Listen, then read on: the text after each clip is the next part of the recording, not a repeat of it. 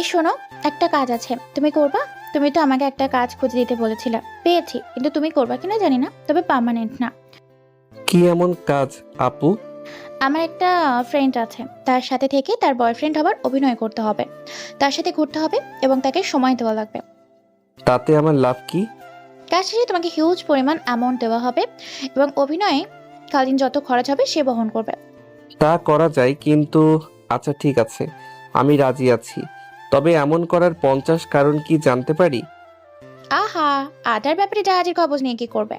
তোমাকে যেটুকু কাজ এবং টাকা দিলেই তো হলো, তাই না? তা একখান মনের মতো কথা বলেছেন। কবে থেকে এমন অভিনয় করতে? আমি তোমাকে রাতে ফোন দিয়ে বলে দিব। ওকে ঠিক আছে, আমি তাহলে এখন বাসায় যাই। তানিশা আপু চলে গেল, আমিও বাসার দিকে চলে এলাম। আসেন পরিচিত হয়ে নেই, আমি আকাশ আহমেদ নীল। আপাতত এই পর্যন্ত জেনে রাখেন।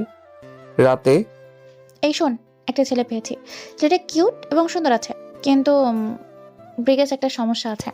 কি সমস্যা? তোর থেকে জুনিয়র হবে, আমার থেকে 2-2.5 বছর ছোট হবে।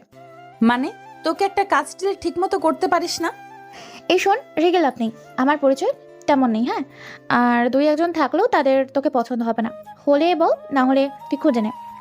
তুই পারিসটা কি? ছোট একটা কাজ দিলাম, সেটাও পারলি না? তোর কি ছেলে বন্ধু কম আছে? তাদের বললেই তো পারিস। ওদের গার্লফ্রেন্ড আছে, ওরা কেউ রাজি হচ্ছে না। আরে দেখ না কাউকে। আমি পারবো না, যেটা বললাম হলে বল। আচ্ছা ঠিক আছে, আগামীকাল পার্কে দেখা করিস, আর ওই ছেলেকে নিয়ে আসিস। বাই। রাতে খাওয়া দাওয়া সেরে দিলাম ঘুম। ঘুম থেকে উঠে ফ্রেশ হয়ে নাস্তা করে বসে থাকলাম। বেশ কিছুক্ষণ পর তানিশা আপুর ফোন পেয়ে পার্কের সামনে আসি। আসতেই ওনাকে দেখতে পেয়ে ওনার কাছে যেতেই দেখি একটা সুন্দরী রমণী, জিন্স টপস, চোখে সানগ্লাস দিয়ে রেখেছে। দেখেই বোঝা যাচ্ছে কোটিপতি ঘরের মেয়ে হবে। মেয়েটা অনেক সুন্দরী আছে। কাছে গিয়ে বললাম, হাই আপু, কি অবস্থা, কেমন আছো? এই তো ভালো, তুমি কেমন আছো? আলহামদুলিল্লাহ ভালো। এটাই কি তোমার বান্ধবী? হুম, এখানে না দাঁড়িয়ে ভেতরে চলো। জি। হাই আপু, কেমন আছেন? আমার কথার কোনো উত্তর দিল না। বাহ বাহ, এত অহংকারী। আমিও আর কিছু বললাম না। তিনজনে টিকিট কেটে ভিতরে এলাম। এসে একটা জায়গায় বসি। তুই কথা বলে নে। আপু, আমার কিছু কথা আছে। না থাক, কিছু না, বলেন এবার। তোমার এই সব কিন্তু কিছুই না, ওগুলো একদম বিরক্তিকর। যেটা বলবা সেটা বলতে পারো না। আর তুই এমন চুপপাস থেকে তাড়াতাড়ি উত্তর দে। ট্রেন ছুটে যাচ্ছে নাকি তোর? এত তাড়াহুড়ো কিসের এত? আমার এত কাজ, আমি তাড়াহুড়ো করি না। আর তুই, কোনো কাজ আছে নাকি তোর? না, তেমন কিছু না। আচ্ছা তাহলে চুপচাপ বসেই থাক। আপনার নাম কি? পড়াশোনা হয় না জব? আমার নাম আকাশ, পড়াশোনা চলছে ডিগ্রির সেকেন্ড ইয়ারে। ওকে, তানিশা হয়তো আপনাকে সবকিছুই বলেছে। বলেছে, কিন্তু কারণ বলেনি। কারণ বললে অভিনয় করা ভালো হবে। কারণ খুব একটা গুরুত্বপূর্ণ না, টাইম পাসের জন্য। মেয়েটার কথা শুনে বেশ অবাক হলাম। টাইম পাসের জন্য কেউ এমনভাবে ছেলে খোঁজে? বেশ অদ্ভুত বিষয় তো। আপনি দেখি অনেক আজব একটা মানুষ। টাইম পাসের জন্য এমনভাবে কেউ ছেলে খোঁজে? আমি অনেক আজব। আপনি বললে তো ছেলেরা লাইন লাগিয়ে দিবে। তো এমনভাবে ছেলে খোঁজার বিষয়টা মাথায় আসছে না, মনে হচ্ছে বিষয় অন্য কিছু। বাসা থেকে বিয়ের জন্য চাপ দিচ্ছে, আমার কথা কোনোভাবেই তারা শুনছে না। তাই আপনাকে বয়ফ্রেন্ড হওয়ার অভিনয় এবং আমার আব্বুর সাথে কথা বলতে হবে। আপনি আবারও মিথ্যা বলছেন। মেইন কারণ এটা না, অন্য কোনো কারণ আছে। আমার বয়ফ্রেন্ড আছে, কিন্তু সে এখন বিয়ে করতে পারবে না। আমি বিয়েটা কোনোভাবে আটকে রাখতে পারছি না। মনে হচ্ছে আপনি আবারও মিথ্যা বলছেন। আপনারা যেহেতু বড়লোক, আপনার বয়ফ্রেন্ডও অবশ্যই বড়লোক হবে। বড়লোক হলে তো আপনার বাবার আপত্তি থাকার কথা নয়। এমনভাবে মিথ্যা না বলে সত্যিটা বলেন। সত্যিটা বললে আমার জন্য ভালো হবে। সত্যি বলতে, বয়ফ্রেন্ড না, একটা বর প্রয়োজন। মানে এখন বিয়ে না করলে আমি আমার নামে সম্পত্তি করতে পারবো না। যেদিন বিয়ে করব সেদিন সম্পত্তির কাগজপত্র আমার হাতে আসবে। আমিও তো ভাবি এমন করার প্রয়োজন কি। জি, বুঝলাম। তো একটা বিয়ে করে নিলেই তো পারেন, এমন নাটক সাজানোর কি আছে?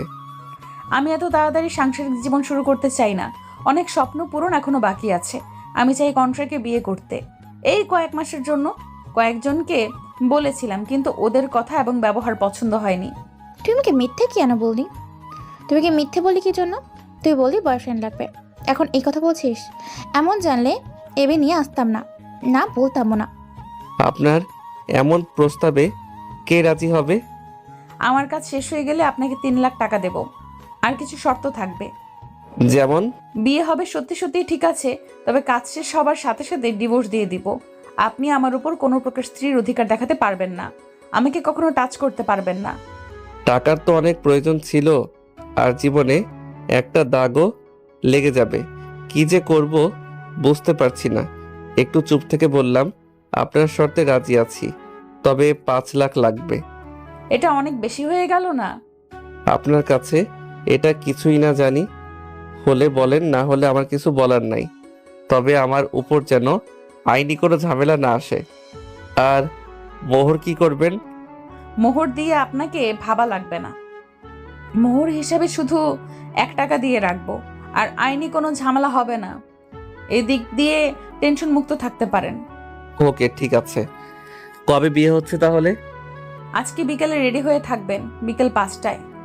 জি, ঠিক আছে। আচ্ছা, আমি উঠছি, কাজী অফিসের সামনে দেখা হবে। বাই আপু, চলো। আমি উঠে হাঁটতে লাগলাম। আপু আসো। তানিশা আপু উঠে আমার হাত ধরে বলল, তুই এই কাজটা কি করলা? তুমি এই কাজটা কি করলা? ওর প্রস্তাবে তুমি রাজি হলা কি জন্য? তোমার কাছে কি বিয়েটা ছেলে খেলা?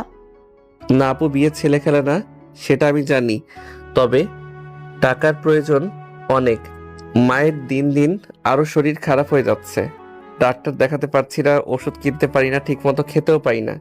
একটা কাজ পেয়েছিলাম, কিন্তু ওটাও চলে গেছে। এত বড় একটা সুযোগ হাতছাড়া কিভাবে করি? অনেক টাকা পাবো। আন্টি জানলে কষ্ট পাবে না? যখন সুস্থ হবে তখন বলবো, ওটাই ভালো হবে। বাবা থাকলে তো আর এমন হয়তো হতো না, জীবনটা রঙিন এবং সুন্দর হতো। ভাগ্যের লিখন না যায় খণ্ডন, কি করবা বলো? আল্লাহ যদি এমন লিখে রাখে তাহলে তো মানুষের কিছু করার নেই। আচ্ছা, আঙ্কেল কি সুন্দর ছিল? আন্টি তো এত সুন্দর না, মানে তোমার মতো আর কি। কত কিউট তুমি। আব্বু অনেক সুন্দর ছিল, তার ফেস কাটিং আমি পেয়েছি। আর কে বলেছে আমার মা সুন্দর না? তোমার থেকে অনেক সুন্দর আছে। হুম, তা তো বুঝতে পারছি। আর তুমি পড়াশোনা করছো না, এখন আর কলেজে যেতে দেখতে পায় না। তেমন যাওয়া হয় না, ওই পরীক্ষার সময় পরীক্ষাগুলো দেওয়া হচ্ছে এবং বাড়িতে যেটুকু পারছি পড়ছি। ক্লাসগুলো ঠিক মতো করো, তাহলে তো ভালো রেজাল্ট করতে পারবা। তাহলে সংসার চলবে কিভাবে বলেন? এমনভাবে যা হয় আর কি। আচ্ছা, ওনারা কি অনেক বড় লোক? হুম, কেমন হয়তো বুঝতে পেরেছো, রাগী এবং অহংকারী। ওর কেউ নেই? মানে মা বাবা? থাকলে কি এমন করতো নাকি? ও ছোট থাকতে আর বাবা মারা গেছে, আর উইল করে গেছে যারে বিয়ে করবে তারে সব সম্পত্তি পাবে। এরা কি কিছুই পাবে না। আর ওর মা কিছু মাস আগেই মারা গেছে। ও আচ্ছা। হুম, তুমি তো ওর অফিসে একটা জব নিতে পারতা, তাহলে তো আর চাকরির বাকরির চিন্তা করা লাগতো না। আগে জানলে তো বলতাম। আচ্ছা, বিকালে বলে নিব। আর আপনি আমার সাথে থাকবেন, ঠিক আছে? ওকে, ঠিক আছে, তবে তোমার জন্য অনেক চিন্তা হচ্ছে। আরে আপু, কোনো টেনশন করবা না। এবার আমি বাসায় যাচ্ছি এবং আপনিও বাসায় চলে যান। তারপর বাসায় চলে আসলাম, এসে মাকে বললাম, যাও, এবার তোমাকে ভালো একটা ডাক্তার দেখাতে পারবো ইনশাল্লাহ। তুই টাকা কোথায় পেয়েছিস? পাবো, একটা ফ্রেন্ড দিবে আর কি। আচ্ছা, তুমি কি ওষুধ খেয়েছো? হুম, আর কাজ খুঁজে পেলি? চেষ্টায় আছি, তবে খুব তাড়াতাড়ি হয়তো পেয়ে যাব। আমি আমার ঘরে চলে এলাম, এসে চুপ করে ভাবতে থাকলাম, আচ্ছা আমি কি ঠিক করলাম? এটা কি আমার সঠিক সিদ্ধান্ত হয়েছে? ধুর, এত চিন্তা ভাবনা কিসের? যা হবে ইনশাল্লাহ ভালো কিছু হবে। তারপর দুপুর পার হয়ে বিকেল হলো। 4:30টার দিকে বাসা থেকে বেরিয়ে তানিশা আপুর সাথে দেখা করে দুজনে কাজী অফিসের সামনে এলাম। ড্রাইভার, ওনাকে পাঞ্জাবিটা দেন, আর আপনি পাঞ্জাবিটা পরে নেন। জি। ড্রাইভার পাঞ্জাবি দিলে ওটা শার্টের উপর পরে কাজী অফিসের ভিতরে এলাম। তানিশা আপু আর ইরা মেয়েটার সাথে আরও অনেকজন ছিল। তারপর কি বিয়েটা হয়ে গেল। কাজী অফিস থেকে বের হতেই, আপনি আপনার বাসায় চলে যান, আর এই নেন, এখানে 2 লাখ টাকা আছে। বাকিটা যেদিন ডিভোর্স দিয়ে দিব সেদিন পেয়ে যাবেন। আপনার নাম্বারটা দেন, আগামীকাল সকালে ফোন দিয়ে ঠিকানায় চলে আসবেন। জি। নাম্বার দিতে ইরা মেয়েটা চলে গেল। আমি একটু তাকিয়ে থেকে বললাম, আচ্ছা আপু, আমরাও যাই, আপনি বাসায় চলে যান, আমি কিছু কেনাকাটা করব। আমি তোমার সাথে যাব, চলো। আচ্ছা, আন্টি যদি জানতে পারে তাহলে কি হবে ভেবে দেখেছো? যখন কিছু হবে তখন দেখা যাবে। আচ্ছা যাবেন তো, চলেন। পাঞ্জাবি খুলে আবার ব্যাগে ভরে নিলাম। তারপর দুজনে মার্কেটে এসে বাসার চাল ডাল তেল আরও কিছু শাকসবজি নিয়ে বাসায় এলাম। আসতে এত কিছু দেখে মা বলল, এত কিছু কোথা থেকে নিয়ে এসেছিস? আর এত টাকা কোথায় পেয়েছিস? আর তানিশা, কেমন আছো তুমি? আলহামদুলিল্লাহ ভালো। আপনি আপনি কেমন আছেন? আপনার শরীর ঠিক আছে তো আন্টি? আলহামদুলিল্লাহ ভালো। আচ্ছা, আকাশ এত কিছু কোথায় পেলো? আপনার ছেলে একটা চাকরি পেয়েছে এবং ভালো বেতন, ওখান থেকে অগ্রিম কিছু পেয়েছে তো সেখান থেকে এইসব কিনেছে। আচ্ছা, দেখছো, আমি জানতে পেলাম অথচ তুমি আগেই জেনে গেছো। বোন বলে কথা। আচ্ছা আন্টি, আমি এখন যাই, না হলে আব্বু আর আম্মুকে কৈফিয়ত দিতে দিতে অবস্থা খারাপ হয়ে যাবে। আচ্ছা ঠিক আছে, যাও। ওকে, আল্লাহ হাফিজ, আর থাকো, বাই। ওকে, আল্লাহ হাফেজ। তানিশা আপু চলে গেল। আমি পকেট থেকে কানের দুল জোড়া বের করে বললাম, এই নাও তোমার সেই কানের দুল জোড়া। তুই কত টাকা পেয়েছিস সত্যি করে বল তো? তুই খারাপ কিছুর সাথে জড়িয়ে পড়িসনি তো? তুমি কি আমাকে সেই শিক্ষা দিয়েছো? আচ্ছা তুমি নাও, বাবার শেষ স্মৃতি ছিল। আমি আজকে অনেক খুশি তোমাকে আবার এটা ফিরিয়ে দিতে পেরে। মায়ের চোখে পানি, হয়তো খুশির বহিঃপ্রকাশ এটা। তোমাকে আমি এবার ভালো ডাক্তারের কাছে নিয়ে যেতে পারবো। তোর কথা শুনে কিন্তু আমার ভয় করছে। আরে বললাম তো, ভয় পাওয়ার কিছু নেই। আচ্ছা এখন গিয়ে রান্না করো তো, আজকে পেট ভর্তি করে খাবো। মা রুমে গেল, আমি সব কিছু রান্নাঘরে রেখে এসে ঘরে এলাম। তারপর টাকাগুলো এক জায়গায় রেখে চুপ করে বসে থাকি। যেগুলো টাকা বেঁচে যাবে ওগুলো দিয়ে কোনো একটা বিজনেস করব। টাকাগুলো এমনি এমনি নষ্ট করব না। আল্লাহ হয়তো এবার কষ্ট দূর করবেন। আমার আর্তনাদ হয়তো এবার শুনেছেন। পরের দিন সকালে ঘুম থেকে উঠে ফ্রেশ হয়ে খেতে এলাম। খাওয়া শেষ করে ইরা মেয়েটার ফোন এবং ঠিকানা পেয়ে ওই ঠিকানা অনুযায়ী চলে এলাম। বিরাট একটা বাসা। ভিতরে যেতে যাব তখন গার্ডে আটকে দিল। আমি ফোন দিলাম, কয়েকবার রিং হওয়ার পর রিসিভ করলো। রিসিভ করতে বললাম, আপনার বাসার গার্ড আমাকে ভিতরে যেতে দিচ্ছে না। ওয়েট, আমি লোক পাঠিয়ে দিচ্ছি। জি। ইরা ফোন কেটে দিল। একটু অপেক্ষা করতেই একজন ভদ্রলোক এলো। গতকাল এই লোক তো ছিল। আসসালামু আলাইকুম, কেমন আছেন? ওয়ালাইকুম আসসালাম। আলহামদুলিল্লাহ ভালো। আপনি? আর আজকের পর থেকে বাসার ভিতরে আসতে চাইলে আসতে দিবেন। আলহামদুলিল্লাহ ভালো। আর কোনো কথা হলো না। লোকটার সাথে ভিতরে এলাম। বাপরে বাপ, এটা বাড়ি না অন্য কিছু। বাসার ভিতরে আসতেই, আপনি বসেন এখানে, ম্যাম আসছে। জি। তারপর সোফায় বসলাম। একটু পরে ইরা এলো, নীল একটা গাউন পরে আসছে। দেখতে এত সুন্দর লাগছে যে চোখ ফিরাতে পারছি না। তবু নিজেকে সামনে নিয়ে মাথা নিচু করে থাকলাম। আসতেই বললাম, কেমন আছেন? আলগাবির দেখাতে আসবেন না, আমার এসব পছন্দ না। এইসব রেখে কাজের কথায় আসি, একটু পরে উকিল আসবে। জি বুঝলাম। আমাকে কি কি করা লাগবে? যা যা সত্য তাইতেই বলবেন। কেমন ভাবে বিয়ে হলো সেটা বলার প্রয়োজন নেই। জি বুঝলাম। একজন কাজের লোক কফি দিয়ে গেল, দিয়ে যেতেই, কফি খান, একটু ওয়েট করেন, উকিল চলে আসবে। একটা কথা বলবো। বলেন শুনি। আপনার অফিস কোনো কাজের ব্যবস্থা হবে আমার? গার্ড বা কোনো পিয়নের? আমার সার্টিফিকেট অনুযায়ী ওই রকমই কিছু চাকরি পাবো হয়তো, তাই বললাম। আমার কথা শুনে আমার দিকে তাকিয়ে আছে। ভুল কিছু বললে সরি। পরে ভেবে দেখব। ধন্যবাদ। আর আপনাকে অনেক ধন্যবাদ। যেমন ভাবেই হোক, কিন্তু আপনি আমার অনেক বড় উপকার করেছেন। কিভাবে? আমার টাকায় অনেক প্রয়োজন ছিল। বাসায় অসুস্থ মা, বাসায় খাবার ছিল না, এই শুধু টাকার জন্যে। কথা বলতে বলতে উকিল এসে সোফায় বসলেন। এটাই আপনার বর? এমনভাবে বিয়ে করলেন যে? ভালোভাবে করতেন, ধুমধামের সাথে। বিয়ে করা প্রয়োজন ছিল আর সম্পত্তিও প্রয়োজন, তাই এমন ভাবে করা। বিয়ের কাবিন এবং পেপার দেখি। মোশাররফ সাহেব, ওনাকে পেপারগুলো দেন। মোশাররফ সাহেব উকিলকে পেপারগুলো দিল আর আমাকে বিভিন্নভাবে জেরা করতে লাগলো। ইরা মেয়েটার সাইন এবং আমার কয়েক জায়গায় সাইন নিয়ে তারপর কাজ শেষে উকিল বললেন, এই নেন আপনার সমস্ত পেপার। আজকে থেকে আপনার সব কিছু, তবে আপনার সমস্ত প্রপার্টির 30% আপনার বরের। উইলে এটাই লেখা আছে। কি? আপনি আমাকে এটা আগে বলেননি কেন? বলা বারণ ছিল। আর আমার কাজ শেষ, আমি এখন গেলাম। উকিল উঠে চলে গেল। ইরা 2 হাত মাথায় দিয়ে মাথা নিচু করে আছে। আচ্ছা শুনেন, আপনার সম্পত্তিতে আমার বিন্দুমাত্র লোভ নেই। পেপার বানানোটার জন্য আমি সাইন করে দিচ্ছি। আমাকে আমার পাওনা এবং একটা জব দিলেই হবে। আমার কথা শুনে মাথা উঁচু করে আমার দিকে তাকিয়ে আছে। আচ্ছা, আপনি ওই উকিলকে আবার ডাকেন। ওয়েট, আমি আর আপনি উকিলের অফিস এবং কাজী অফিসে যাব। আচ্ছা চলেন তাহলে। একটু অপেক্ষা করেন, আমি আসছি। ইরা মেয়েটা উঠে রুমের দিকে চলে গেল। তখন ইরার পিএস বলল, আপনি দেখছি অনেক বোকা। এত বড় সুযোগ কেউ হাতছাড়া করে? আপনি এখন কত কোটি টাকার মালিক জানেন? আপনি এই সব দিয়েন না।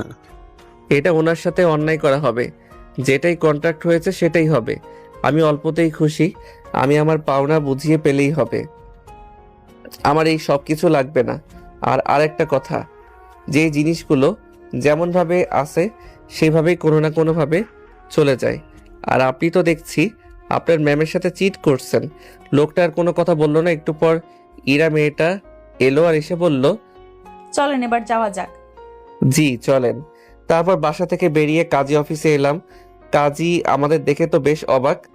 আগামীকাল বিয়ে হতে না হতে আবার কি হলো? তেমন কিছুই না, ডিভোর্স দিয়ে দিব। বর্তমানে আপনাদের মতন ছেলে মেয়েদের কাছে বিয়ে একটা খেলনা হয়ে গেছে। যখন ইচ্ছে বিয়ে করছেন, আর যখন ইচ্ছে ডিভোর্স। ইসলামিক জ্ঞান তো নেই, সেটা বোঝা যাচ্ছে। তো ডিভোর্স দেওয়ার কারণ কি? আমি কিছু বললাম না, চুপ করে থাকলাম। তেমন কারণ নেই। আপনাকে তো ভালো মনে করেছিলাম। আপনার বাবা একজন ভালো মানুষ ছিলেন, আর আপনি এমন নিশ্চয়ই কোনো স্বার্থ হাসিলের জন্য বিয়ে করেছেন, বুঝতে পারছি। গতকাল ভাবলাম হয়তো ভালোবেসে এমনভাবে বিয়ে করছেন। তাতে আমার কি? আপনাদের লাইফ। আমি মৌলিক ডিভোর্স নিব না, লিখিত ডিভোর্স করাবো। আপনার কথা ঠিক বুঝলাম না। মানে খুব সহজ, আপনাদের 3 মাস সময় থাকবে। 3 মাস পর ডিভোর্স হবে। এখন পেপারে সাইন করেন। 1 মাস পর পর একটা করে তালাক হবে। দ্বিতীয় তালাকের আগে যদি মনে হয় আপনারা একে অপরের সাথে থাকবেন, তাহলে আবার নতুন করে কলেমা পড়ে বিয়ে দেওয়া হবে। আর তৃতীয় কলেমা হয়ে গেলে আর সম্ভব না। আমি পেপারগুলো রেডি করছি, আপনারা একটু বসেন। কাজী সাহেব, আমাদের যতদূর জানা আছে প্রাপ্তবয়স্ক হলে তো একেবারে ডিভোর্স হয়ে যায়। আমরা দুজনে অ্যাডাল্ট। আরে রাখেন, সমস্যা নেই।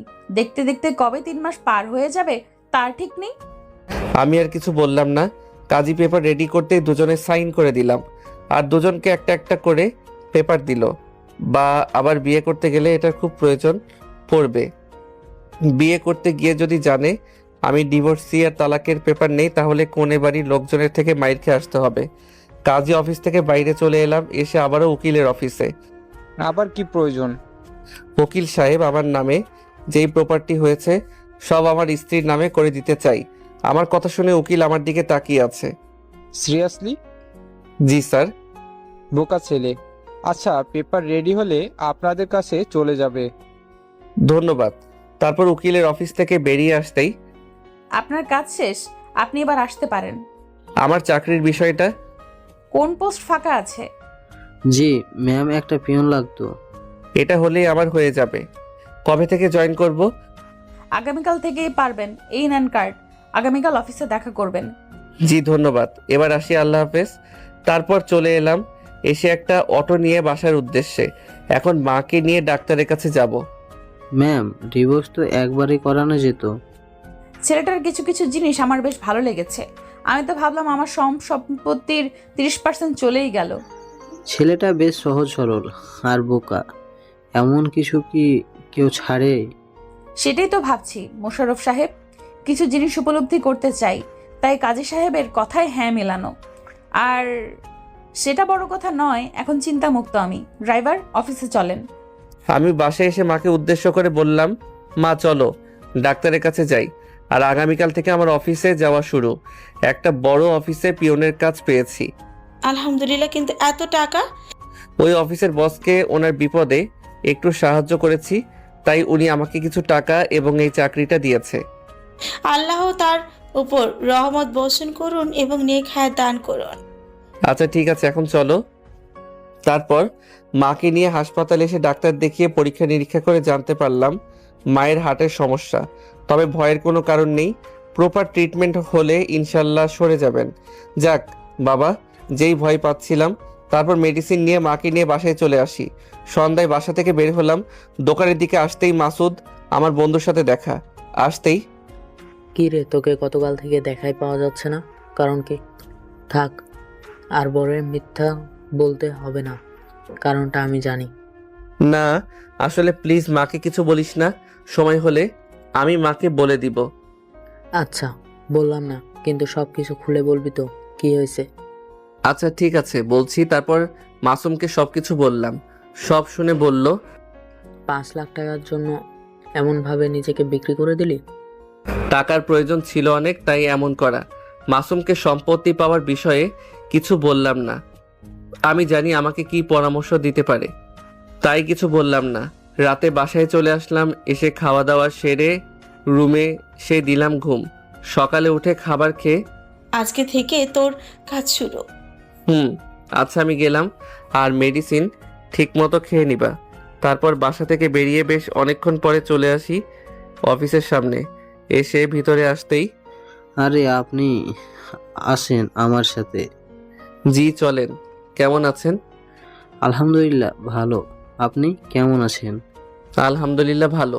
তারপর মোশাররফ সাহেবের সাথে ম্যামের কেবিনে এলাম। আসসালামু আলাইকুম ম্যাম। আমার কথা শুনে আমার দিকে তাকিয়ে আছে। ম্যাম কোনো সমস্যা? না সমস্যা নেই। ওয়ালাইকুম আসসালাম। আর শোনেন, আলগাপিরিত দেখাতে আসবেন না, আর আমার অফিসে যেন কেউ না জানে আমাদের বিয়ের বিষয়ে। কি যে বলেন না ম্যাম, ওগুলো বলে আমার লাভ কোথায়? আচ্ছা আপনি কি কাগজপত্রগুলো পেয়েছেন? না, তবে আজকের মধ্যে পেয়ে যাব। মোশাররফ সাহেব আর যে পিয়নগুলো আছে তাদের সাথে পরিচয় করিয়ে দেন এবং তাদেরকে কাজগুলো বুঝিয়ে দিতে বলেন। ওকে ম্যাম, আসেন আমার সাথে। জি। তারপর মোশাররফ সাহেবের সাথে এসে পিয়নগুলোর সাথে পরিচয় করিয়ে দিল। সেদিনের পর থেকে আজকে আমার অফিসের 20 দিন হলো। এর ভিতরে অনেকের সাথে পরিচিত হয়েছি এবং অনেকের কাছে খারাপ, বিশেষ করে মেয়েদের কাছে বেশ পাবলিসিটি পেয়েছি এবং কয়েকটা বড় ভাইয়ের কাছে বিরক্তির কারণ হয়ে গেছে। মনে হচ্ছে আমার মেয়েদের সাথে এমনভাবে মেলামেশা বা ফ্রি হয়ে কথা বলা তাদের পছন্দ হয় না। তাতে আমার কি? এর ভিতরে প্রপার্টির পেপারগুলোতে সাইন করে তার নামে করে দিয়েছি। এই পিচ্ছি, এদিকে শোনো। জি বলেন আপু। এই ফাইলগুলো 20 নম্বর ডেস্কে দিয়ে এসো, আর 1 কাপ কফি নিয়ে এসো। Okay madam. তারপর ফাইলগুলো নিয়ে 20 নম্বর ডেস্কে দিয়ে কফি ফারিয়া আপুকে দিলাম। মনে হচ্ছে এই অফিসে সবার ছোট আমি। আচ্ছা, তুমি এত কিউট কেন? আচ্ছা, তোমার বড় ভাই আছেন? না আপু, আমি একমাত্র। না বড় ভাই বোন আছে, না কোনো ছোট ভাই বোন আছে। ইস, তোমার বড় ভাই থাকলে অবশ্যই তোমাকে দেবর বানিয়ে নিতাম, কিন্তু আফসোস কেউ নেই। আফসোস করিয়েন না, অবশ্য আপনার ভাগ্য ভালো এবং হ্যান্ডসাম কিউট একটা বর জুটবে। তাই? আচ্ছা, আজকে দুপুরের লাঞ্চ আমার পক্ষ থেকে। কোন খুশিতে? ম্যাম আসছে, তুমি যাও এখন, না হলে কথা শোনা লাগবে। জি ঠিক আছে। তারপর এসে কাজ করতে থাকি।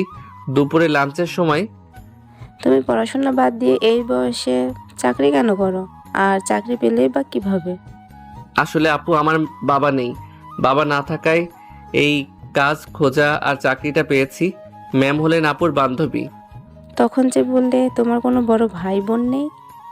আপন বন্ধু না, উনি আমাদের পাড়ায় থাকে। বলা চলে উনি আমার আপন বোনের মতোই। ওনার সুবাদে এই জবটা পাওয়া। ওই আপুর বান্ধবী হচ্ছেন ম্যাম। আর সব যেমনভাবে চাকরি পেয়েছে, ভাজার জামর হয়নি, না কোনো সিভি জমা দিতে হয়েছে, না কোনো ক্যাপশন। ম্যাম বলে দিয়েছে কাজ করতে আর কি। হুম, বুঝলাম। আচ্ছা, কি খাবা? ভাত সবজি আর কি খাওয়াবেন আপনি জানেন? আচ্ছা ঠিক আছে, ভাত সবজি আর খাসির মাংস নিয়ে আসেন। ফারিয়া আপু অর্ডার দিলেন। তারপর টুকটাক কথা বলতে বলতে খাবার এলো।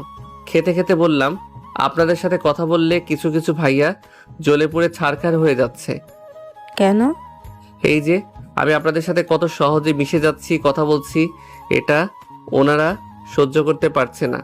আচ্ছা, আপনারা তো আমার আপু হন, এমনকি অফিসের সবাই আমার সিনিয়র। বড় ভাই, বড় বোন, ছোট ভাই হয়ে বড় বোনদের সাথে কথা বলতেই পারি। এখানে ওনাদের সমস্যা কোথায়?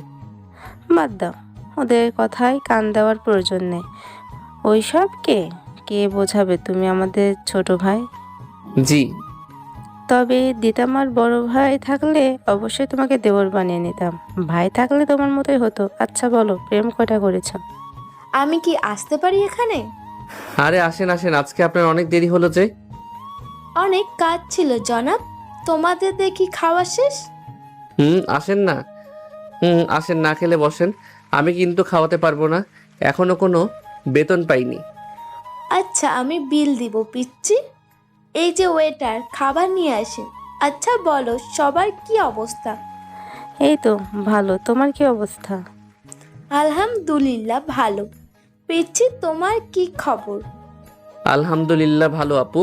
এই পিচ্ছি, বলো বলো, রিলেশন কয়টা করেছো? একজন ছিল টাকাওয়ালা, কাক দেখে ঘোর। কষ্ট হয়নি?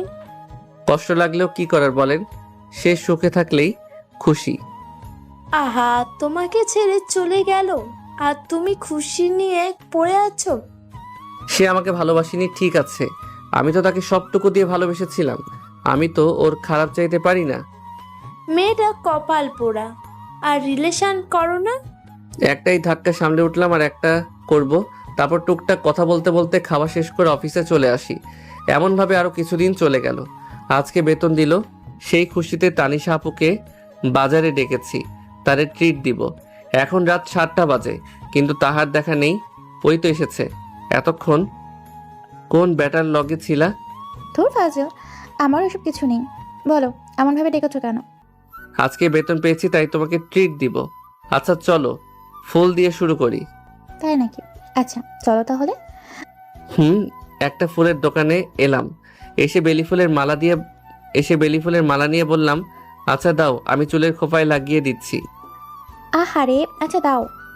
যখন তানিশা আপুকে ফুলের মালা পরিয়ে দিতে যাব, তখন কেউ বলল, কি ব্যাপার পিচ্ছি, এটা গার্লফ্রেন্ড নাকি? সাইডে তাকিয়ে দেখি ফারিয়া আপু। আরে আপু আপনি? ভুল সময় চলে এসেছি নাকি? আরে না না, এটা আমার গার্লফ্রেন্ড না, তানিশা আপু।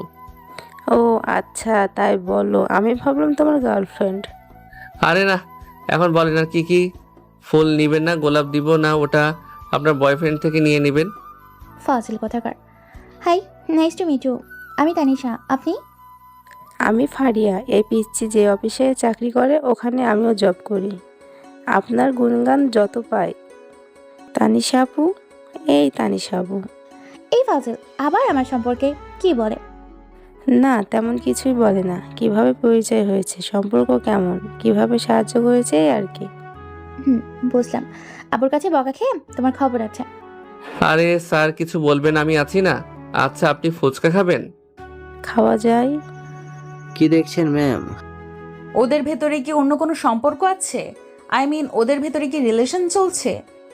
মনে হয় না ওদের ভিতরে কোনো রিলেশন আছে।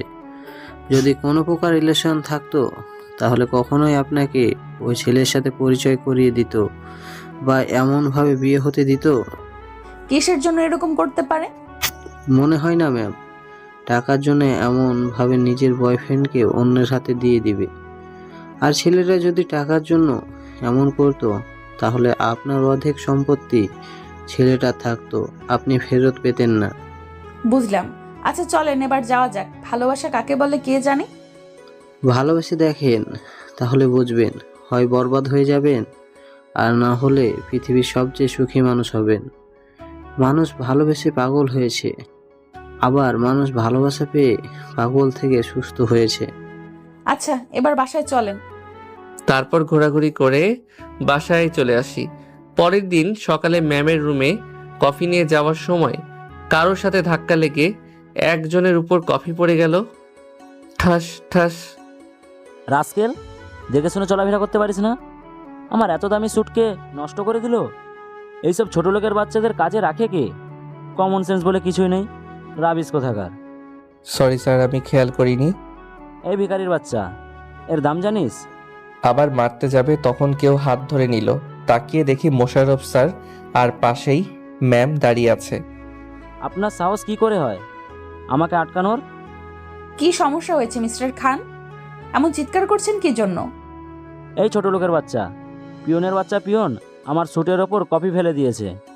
কাণ্ডজ্ঞান হিংসক, এই সর্বগাজলের বাচ্চাদের দিয়ে কিভাবে কাজ করান? আপনি কিন্তু এখন বেশি বলছেন। আমার এমপ্লয়ীদের অপমান করা আমার অপমান করা। আর মানুষের ভুল হতেই পারে, কেউ ইচ্ছে করে আপনার উপর কফি ফেলতে আসবেন, এটা ভুলবশত হয়েছে। আপনার এতটুকু কমন সেন্স নেই যে এমনভাবে অফিসের ভেতরে চিৎকার করছেন। সরি স্যার, আমি আসলে দেখতে পাইনি, ভুলবশত এমন হয়ে গেছে। সরি ম্যাম, আমার ভুল হয়ে গেছে, আর এমন কখনো হবে না। আপনার ব্যবহার পছন্দ হলো না, সামান্য একটা পিয়নের জন্য আমার সাথে অমন আচরণ। সরি, আপনার কথাটা ঠিক বুঝলাম না। আমি আপনার সাথে কবে বাজে ব্যবহার করলাম? আপনার সাথে সকল ডিল ক্যান্সেল। হোয়াট? আপনি সামান্য এই বিষয় নিয়ে ডিল ক্যান্সেল করে দিবেন? আমার যেখানে অসম্মান হয় সেখানে কিভাবে বিজনেস করব? ছেলেটা চলে গেল, আমি চুপ করে দাঁড়িয়ে আছি। সরি ম্যাম, আমার জন্য আপনার এত বড় ক্ষতি হবে ভাবতে পারিনি। প্লিজ আমাকে মাফ করেন। ঠাস ঠাস। দেখে শুনে হাঁটতে পারেন না? চোখ কোথায় রাখেন? এমনিতে আড্ডা তো ভালোভাবেই দিতে পারেন, তখন কোনো সমস্যা হয় না। সরি ম্যাম, প্লিজ আমাকে মাফ করে দেন।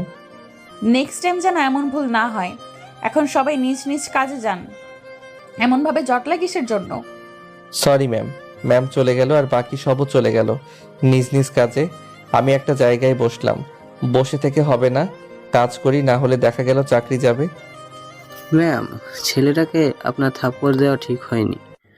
আপনি বললেন মানুষ মাত্রই ভুল হয়, আর আপনি কিনা ওকে মারলেন। বিয়েটা আপনি যেভাবে করুন না কেন, সে এখনো আপনার বর আছে। ওর সম্মানের সাথে আপনার সম্মান জড়িয়ে আছে। যদি কোনোভাবে এটা জানাজানি হয় তাহলে আপনারও সম্মান যাবে। প্লিজ আপনি আমাকে একটু একা থাকতে দেন। 2 তারিখে 1 তালাক হয়ে গেছে না? জি ম্যাম। আর ওই ছেলেকে আমার কেবিনে পাঠিয়ে দেন, আর আমার কেবিনে আপনি বা কেউ যেন না আসে। জি ম্যাম। কাজ নেই তাই চুপ করে বসে আছি। তখন মোশাররফ সাহেব এলো। জি বলেন। ম্যাম, আপনাকে তার কেবিনে ডাকলেন। আমার চাকরি কি চলে যাবে? ম্যামকে একটু বুঝিয়ে বলেন না, যেন চাকরিটা না নেয়। আহা, এত ভয় পাচ্ছেন কেন? আপনি তো আগে ম্যামের কেবিনে যান। ঠিক আছে। আমি ভয়ে ভয়ে ম্যামের কেবিনে এলাম। এসেই বলতে লাগলাম, প্লিজ ম্যাম, আমার চাকরিটা নেবেন না, আপনার অফিস থেকে বের করবেন না। আমার এমন ভুল হবে না ইনশাল্লাহ। তখন থাপ্পড় দেওয়ার জন্য সরি, আপনাকে থাপ্পড় দেওয়া উচিত হয়নি। ম্যামের মুখে এমন কথা শুনে ওনার দিকে অবাক হয়ে তাকিয়ে আছি। ম্যাম, আপনি ঠিক আছেন তো? আপনি কি অসুস্থ? আমাকে দেখে কি অসুস্থ মনে হচ্ছে? না, আসলে আমাকে সরি বললেন তো তাই। আচ্ছা সরি, আমার ভুল হয়েছে। এমন না দাঁড়িয়ে থেকে বসেন। আচ্ছা, আপনার ফ্যামিলিতে কে কে আছে? ম্যাম, কিছু কি হয়েছে? কোনো প্রয়োজন হলে আমাকে সরাসরি বলেন, যতটুকু সাহায্য করার আমি ততটুকু করব। আমাকে দেখে কি আপনার এইসবই মনে হয়? লোভী, সুযোগ সন্ধানী? ম্যামের কথা শুনে চুপ করে আছি। না আসলে ম্যাম, আপনি তো কোনো কারণ ছাড়া কিছুই করেন না, তাই বললাম আর কি।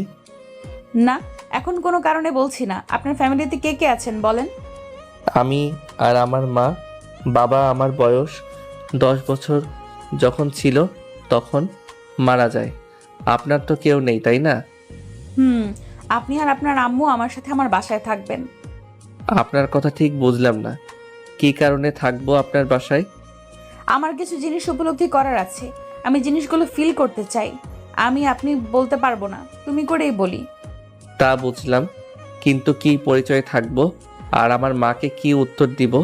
আর একটা তালাক হয়ে গেছে আর 2টা বাকি আছে। আবারও বিয়ে করব। ম্যামের কথা শুনে বেশ অবাক হলাম। মতলব ছাড়া কোনো কিছুই করার পাত্রী ইনি না। ম্যাম, কোনো সমস্যা থাকলে বলতে পারেন। তখন মিথ্যা বলেছিলাম দেখে বুঝে নিয়েছিলেন আমি মিথ্যা বলছি, আর এখন সত্যি বলছি তাও মিথ্যা মনে হচ্ছে? আর এখানে কোনো অভিনয় বা ছলনা নেই, আমি সিরিয়াস। আপনি যে শর্ত দিয়েছিলেন ওগুলো কি ভুলে গেছেন? আর আপনি তো ঈরনগর, আপনি এখন সাংসারিক জীবন শুরু করবেন না? আপনার এখন অনেক স্বপ্ন পূরণ বাকি আছে। হ্যাঁ বলেছিলাম, কিন্তু এখন আমি আমার কথা ফিরিয়ে নিচ্ছি। ওই স্বপ্নগুলো পূরণ বিয়ের পরেও করা সম্ভব, কিন্তু আমি অনেক কিছুই মিস করেছি এবং মিস করছি, যা ভবিষ্যতে আর করতে চাইছি না। কিছু কিছু জিনিস আমি ফিল করতে পারছি, যা এর আগে পারিনি। আপনার কথা বুঝলাম, কিন্তু ম্যাম আমি তো আপনার সাথে থাকতে পারবো না। আমাকে মাফ করবেন।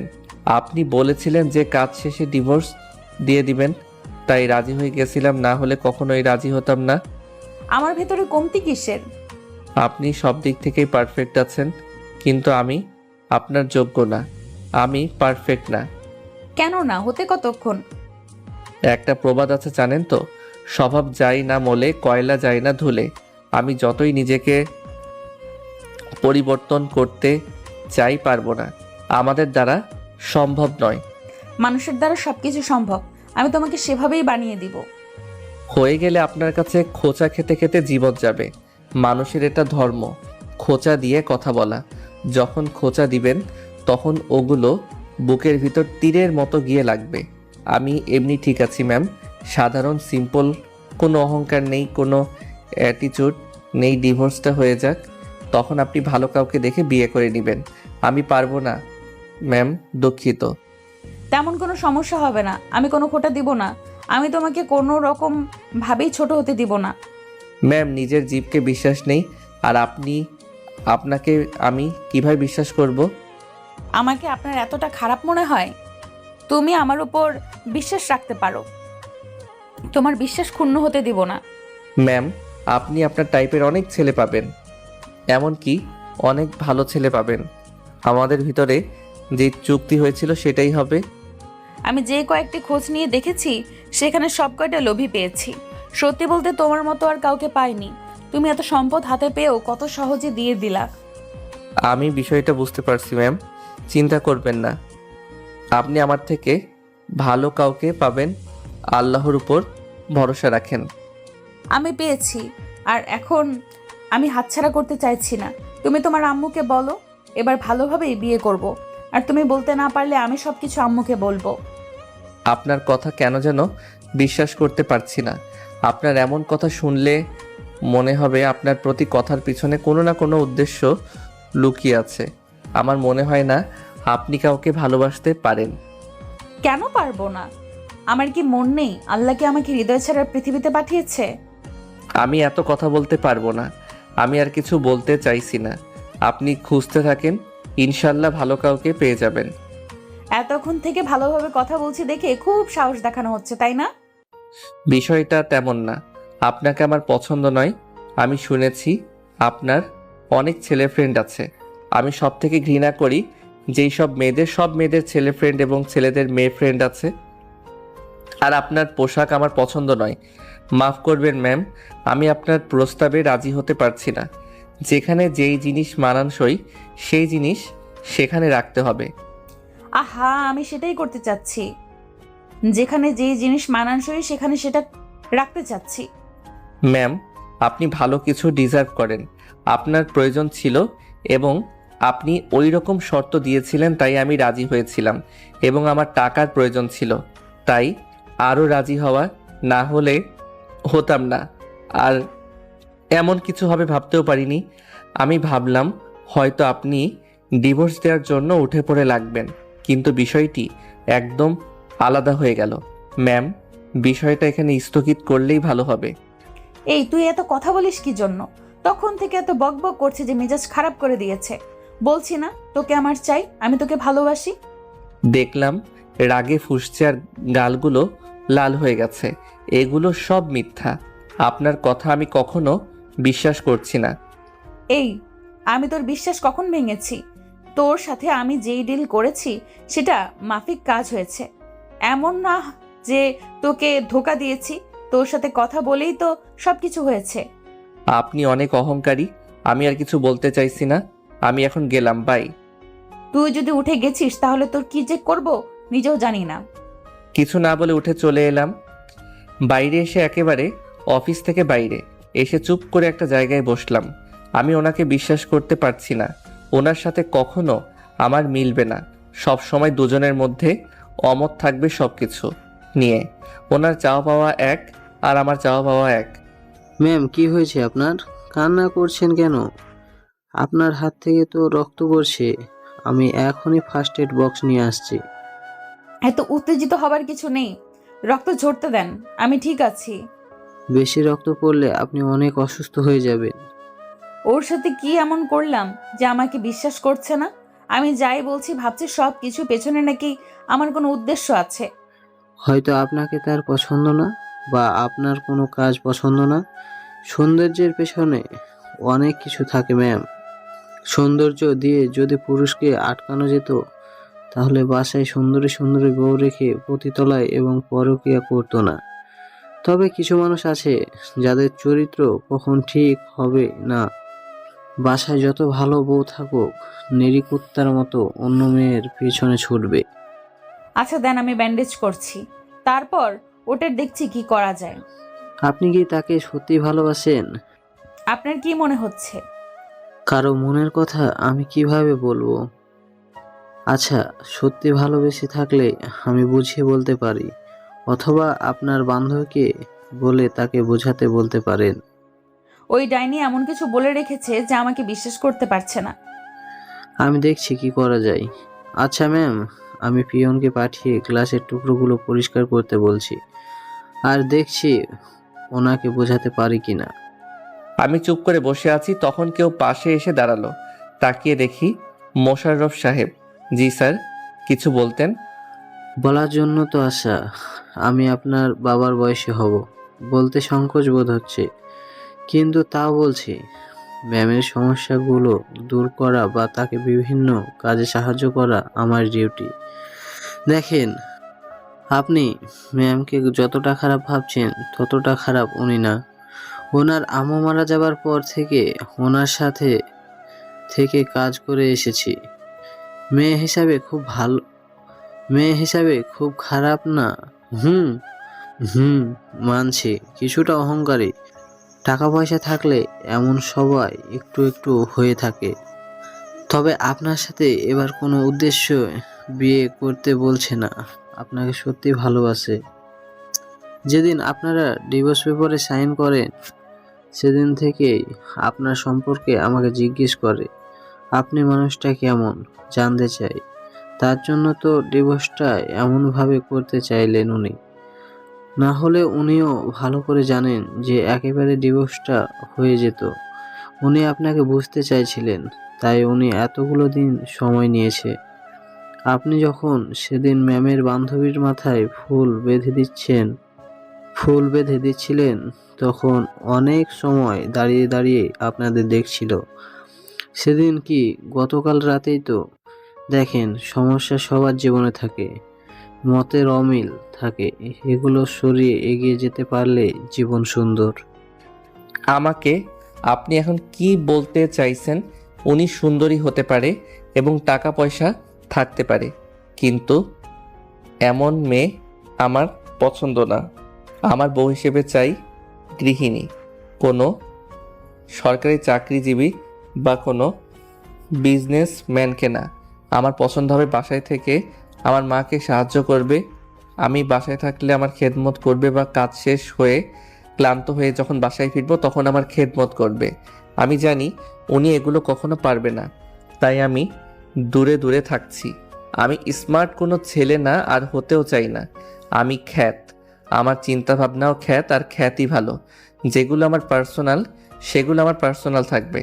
আপনি আপনার ম্যামকে ভালোভাবে বুঝিয়ে বলে দিবেন ওনার জন্য স্মার্ট পাত্র চাই, আমার মতো এত নিচু চিন্তাধারার ছেলে না। আপনার কথা বুঝতে পারছি। এমন মেয়ে শুধু আপনার না, প্রায় সকল ছেলেদের পছন্দ। কিন্তু কতজন পায় বলেন? যেগুলো পায় সেগুলোকে নিয়ে জীবন কাটাতে হয়। আচ্ছা, আমি বুঝলাম আপনার কথা। আপনার ম্যামকে বুঝিয়ে বলে দিবেন, তাহলে হয়ে যাবে। আর এত দিন থেকে তার অহংকারের জন্য মনের ভিতর তার প্রতি আলাদা একটা ঘৃণা তৈরি হয়েছে। আচ্ছা, সেসব কথা ওনাকে বুঝিয়ে বলে দিবেন। মোশাররফ সাহেব উঠে চলে গেলেন। আর কিছুক্ষণ বসে থেকে অফিসের ভিতর চলে এলাম। লাঞ্চের সময় চুপচাপ খাচ্ছি, তখন কেউ পাশে এসে দাঁড়িয়েছে। দেখি নীলিমা আপু। আপনি দাঁড়িয়ে কেন? বসুন। চাকরি আছে না, গেছে। আর মনে হচ্ছিল ম্যামের কেবিনে অনেকক্ষণ ছিল, তারপর ম্যামের কেবিন থেকে বাইরে চলে গেছিল, ওখানে অনেকক্ষণ থেকে তারপর অফিসে।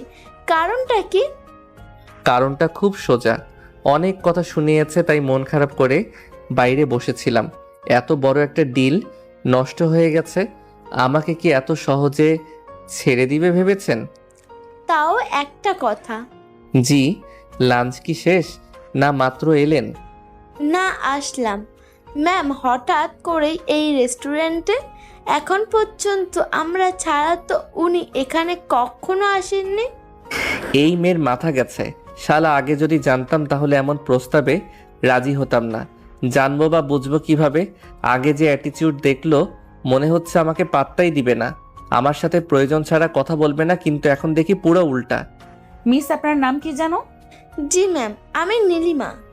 মিস নীলিমা, আপনি এখন যান। এ কি করতে চাচ্ছে? নীলিমা আপু চলে গেল, যেতেই বলল, মেয়েদের সাথে চিপকে থাকতে খুব ভালো লাগে, তাই না? তাই তো, যখন দেখি মেয়ে আশেপাশে। আমি মেয়েদের পাশে যাই না, ওনারাই আসে। কত কিউট আমি।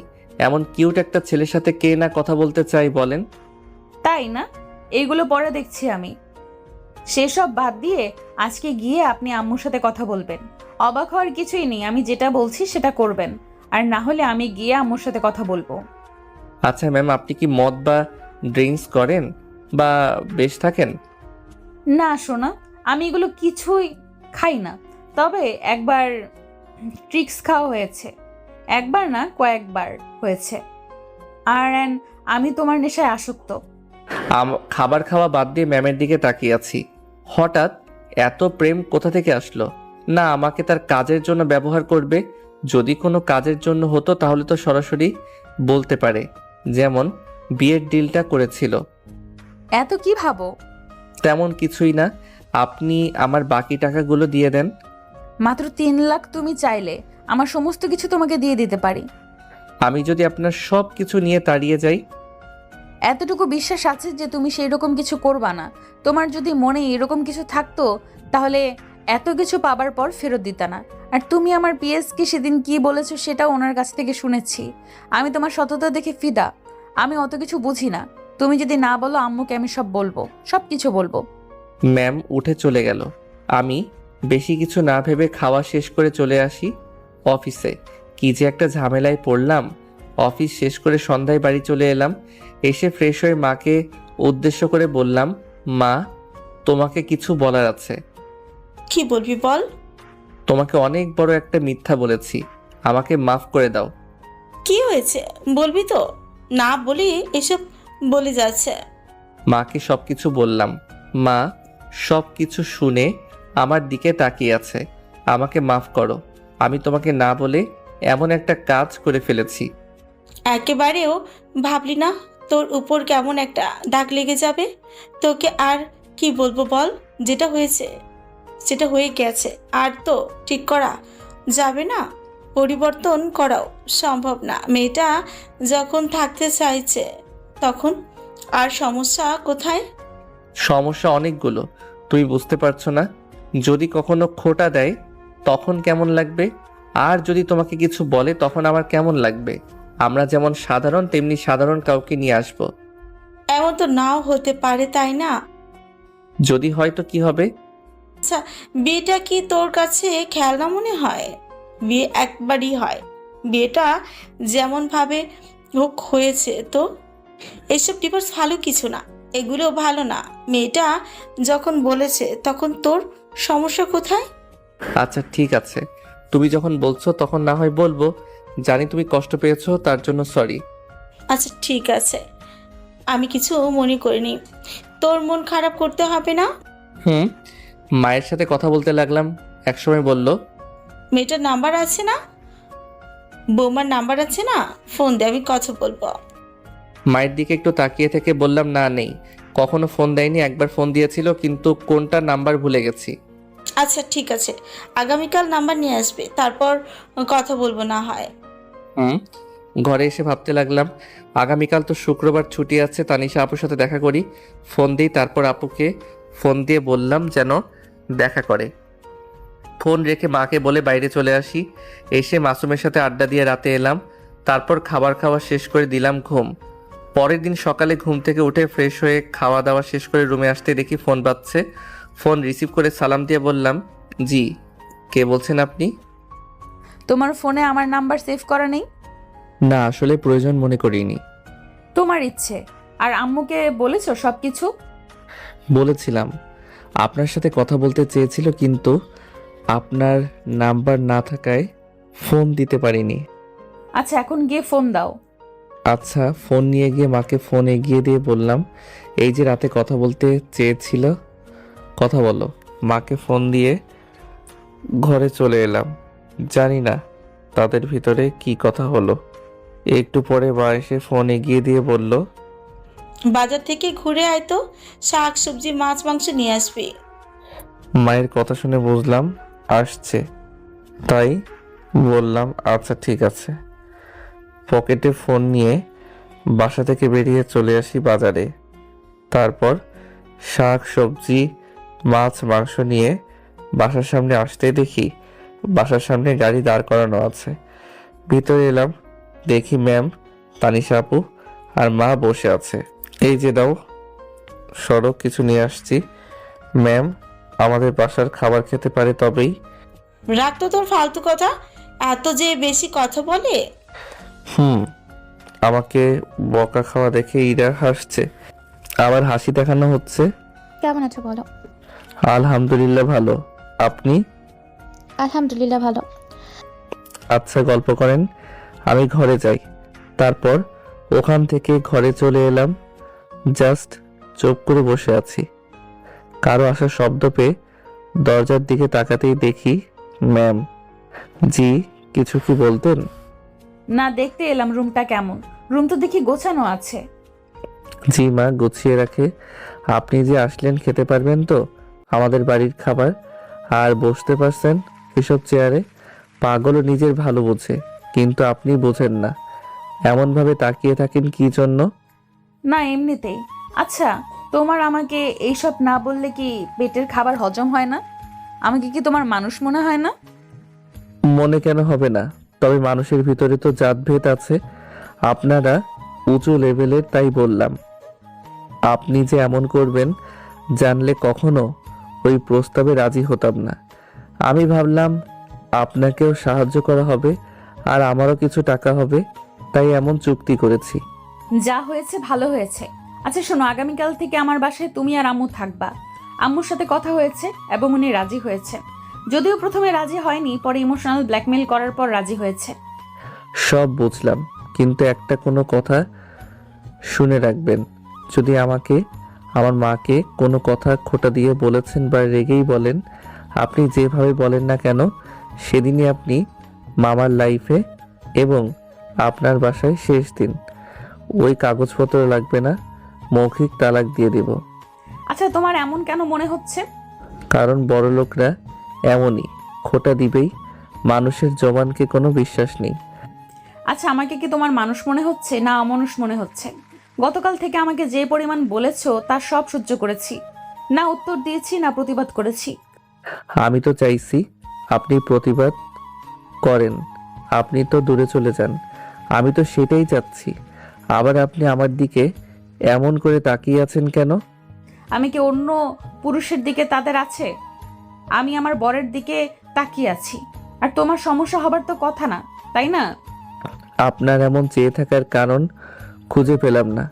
আমাকে এমনভাবে দেখার কি আছে? অনেক কিছুই আছে, আবার কোনো কিছুই নেই। সেটা বড় কথা নয়। কথা হচ্ছে তোমাকে পড়াশোনা শেষ করতে হবে, নিয়মিত কলেজে যেতে হবে। তুমি ডিগ্রির ফার্স্ট না সেকেন্ড ইয়ারে জানো? জি, সেকেন্ড ইয়ারে। যে ভার্সিটিতে আমি পড়তাম বা তানিশা পড়েছে, ওখানে অনার্স প্রথম বর্ষে ভর্তি করিয়ে দিচ্ছি। তুমি ওখানে অনার্স থেকে পড়বা। এমনভাবে তুমি তাকিয়ে আছো কেন? আমি এখানে পড়াশোনা শেষ করলে সমস্যা কোথায়? ওখানে পড়াশোনার মান খুব ভালো না। আর দুইটা কলেজের ভেতরে ভালো কোনটা? পড়াশোনার মান কোনটার ভালো? আচ্ছা ঠিক আছে, আপনি দেখি এখন আমার অভিভাবক হয়ে গেছেন। না তো, আমি তোমাকে আমার অভিভাবক বানাতে চাই। আচ্ছা সেই কথা বাদ দাও, আগামীকাল তোমার কলেজে গিয়ে সব কিছু সার্টিফিকেট তুলে দিবা। আচ্ছা আমি সাথে থেকে সব কিছু করে দিব, ওইটাই ভালো হবে। আর আজকে আবার সন্ধ্যায় কাজী অফিসে যাওয়া লাগবে। কেন? মনে হচ্ছে কিছু বলছে না। আম্মু সাথে থাকবে, বুঝেছো? জি বুঝলাম। আচ্ছা চুক্তি অনুযায়ী আমার টাকাটা তো দিলেন না। রাতে সব টাকা দিয়ে দেব। লাগতো না আপনার টাকা, আমি আপনার থেকে কিছু নিব না। আমি কি আসতে পারি আপনাদের মাঝে? আরে আসো আসো, কেন পারবেন না? আর শোনো, যদি কোনো মেয়ের আশেপাশে গেছো তাহলে তোমার খবর আছে। আর কোনো মেয়ের চুলের খোপায় তো বেলি ফুল বেঁধে দেওয়া দূরের কথা। আর তুই শুনে রাখ, আমার বরের আশেপাশে যাবি না। তুই কেমন বোন হলি না হলি সেটা আমার দেখার বিষয় না। শোন, তোর পরিচয় হওয়া 35 দিনের মতো হলো, আর আমার সাথে পরিচয় বেশ কয়েক মাস। আর আমি ওর বড় বোন হই, তোর থেকে ওর ওপর আমার অধিকার বেশি। আর আমার চুলের খোপার ফুল বেঁধে দিবা। আগে জি না, আমার অধিকার আপনার থেকেও বেশি। আর যদি আমি ছাড়া যদি অন্য কোনো মেয়ের চুলে ফুল বেঁধে দিয়েছে তো ওনার হবে ভালোভাবেই। আমার উপর কারো অধিকার নেই। আমার কাজ নেই, কাম নেই, সেই ছোট বাচ্চাদের মতো ঝগড়া করে। আমার কণ্ঠস্বরে দুজনে মিটমিট করে হাসছে। দুপুরে গোসল করে নামাজ পড়ে এলাম। আসামের নিচে পার্টিতে বসতে দেখে কিছু বলতে গিয়েও বললাম না। আমি গিয়ে একপাশে বসলাম। মা সবাইকে খাবার দিল। আমি খাওয়া শেষ করে রুমে চলে এলাম। বিকেলে আবারও সবাই কাজী অফিসে আসি। কাজী আমাদের দেখে বললেন, বাহ, আবারও আসলেন?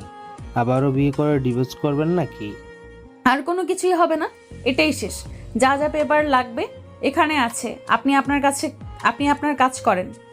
সুবুদ্ধি হইলেই ভালো। ওকে দেন তাহলে।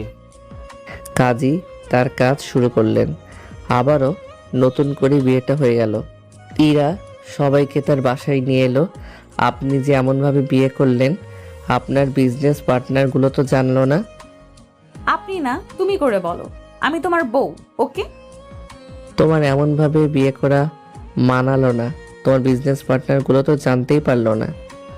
একটা পার্টিতে সবাইকে ইনভাইট করে জানিয়ে দেব, ওগুলো নিয়ে তোমাকে ভাবতে হবে না। আম্মু কি করছে দেখি। আমিও যাব। দেখি বাসার কাজের মেয়ের সাথে বাসা ঘুরে ঘুরে দেখছে। বাহ, ভালো তো। তোমার কাজিন নেই না? মানে মামা, মামি, খালাম্মা, ফুপি, চাচা এরা? সবাই আছে, তবে কারোর সাথে আমার সম্পর্ক ভালো না। এই তুমি কেমন বলবা? আমার ক্যারেক্টার একদম বাজে। এই যে সোজাসুজি মুখের উপর সত্য কথা বলে দেই, সেটা বড় হোক বা ছোট হোক, তাই আমাকে কেউ পছন্দ করে না। আর তাই কারোর সাথে কোনো সম্পর্ক নেই। ও আচ্ছা, বুঝলাম। একা একা থাকতে খারাপ লাগতো না? কেন লাগবে না? আম্মুও নেই, আব্বুও নেই, কষ্ট প্লাস অনেক খারাপ লাগে, একাকিত্ব ফিল হয়। বাসার কাজের লোক আছে, অনেক আছে, তবু একা একা লাগে। আর চিন্তা নেই, এখন আম্মু পেয়ে গেছি। তোমার কোনো আম্মু নেই, আমার আম্মু। সত্যিই এমন না এমন অভিনয় করছে? ছোট বাচ্চাদের মতো স্বভাব। দেখতে থাকি তাহলে বুঝতে পারবো। আচ্ছা নিয়ে যাও। নিয়েছি তো। আম্মু দেখি কাজের মেয়েটার সাথে বেশ গল্প জমিয়েছে। সেটাই তো দেখছি। সময়গুলো কেটে গিয়ে রাত হলো। তিনজনে একসাথে বসে খাবার খেলাম। মাকে একটা রুম দেখিয়ে দিয়েছে। যা মেডিসিন খেয়ে শুতে যাও। মেডিসিন শেষ হয়ে যাবে। আচ্ছা আগামীকাল গিয়ে নিয়ে আসবো। আচ্ছা তুমি ঠিক মতো খেলে না যে, অসুস্থ কি তুমি? আমি ঠিক আছে, কেন জানি ঠিক মতো খেতে পারলাম না। রাত তো অনেক হয়েছে, আমি গিয়ে এবার ঘুমিয়ে পড়ি। আর রাত না জেগে তোমরাও ঘুমিয়ে যাও। জি আম্মু কোনো সমস্যা হলে জানাবেন। আর না মা, কোনো সমস্যা নেই। আর হলেও অবশ্যই বলবো, টেনশন করিও না। আমার অনেক ঘুম আসছে, আমি ঘুমিয়ে গেলাম। আল্লাহ হাফেজ। খাওয়া শেষ করে ছাদে চলো, এত সুন্দর হয়ে চাঁদ উঠেছে, মুহূর্তটাকে এনজয় করব।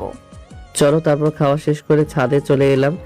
দেখি সুন্দর একটা দোলনা আছে, ওখানে গিয়ে বসলাম। ইশারা করে আমাকে ইরা তার কোলে মাথা রাখতে বলল। আমিও দেরি না করে কোলে মাথা রেখে ওর দিকে তাকালাম। মনে হচ্ছে কত আগে থেকে আমাদের প্রেম চলছে, তাই না? হুম, সেটাই মনে হচ্ছে। আচ্ছা, তোমার আপন কেউ নেই? বংশের অনেকেই আছে, তবে নানির বাড়ির কারোর সাথে সম্পর্ক নেই। কারণ মা আব্বু রিলেশন করে বিয়ে করেছিল। শুনেছি নানারা নাকি অনেক বড়লোক ছিল, মাকে তারা ত্যায্য করে দিয়েছিল।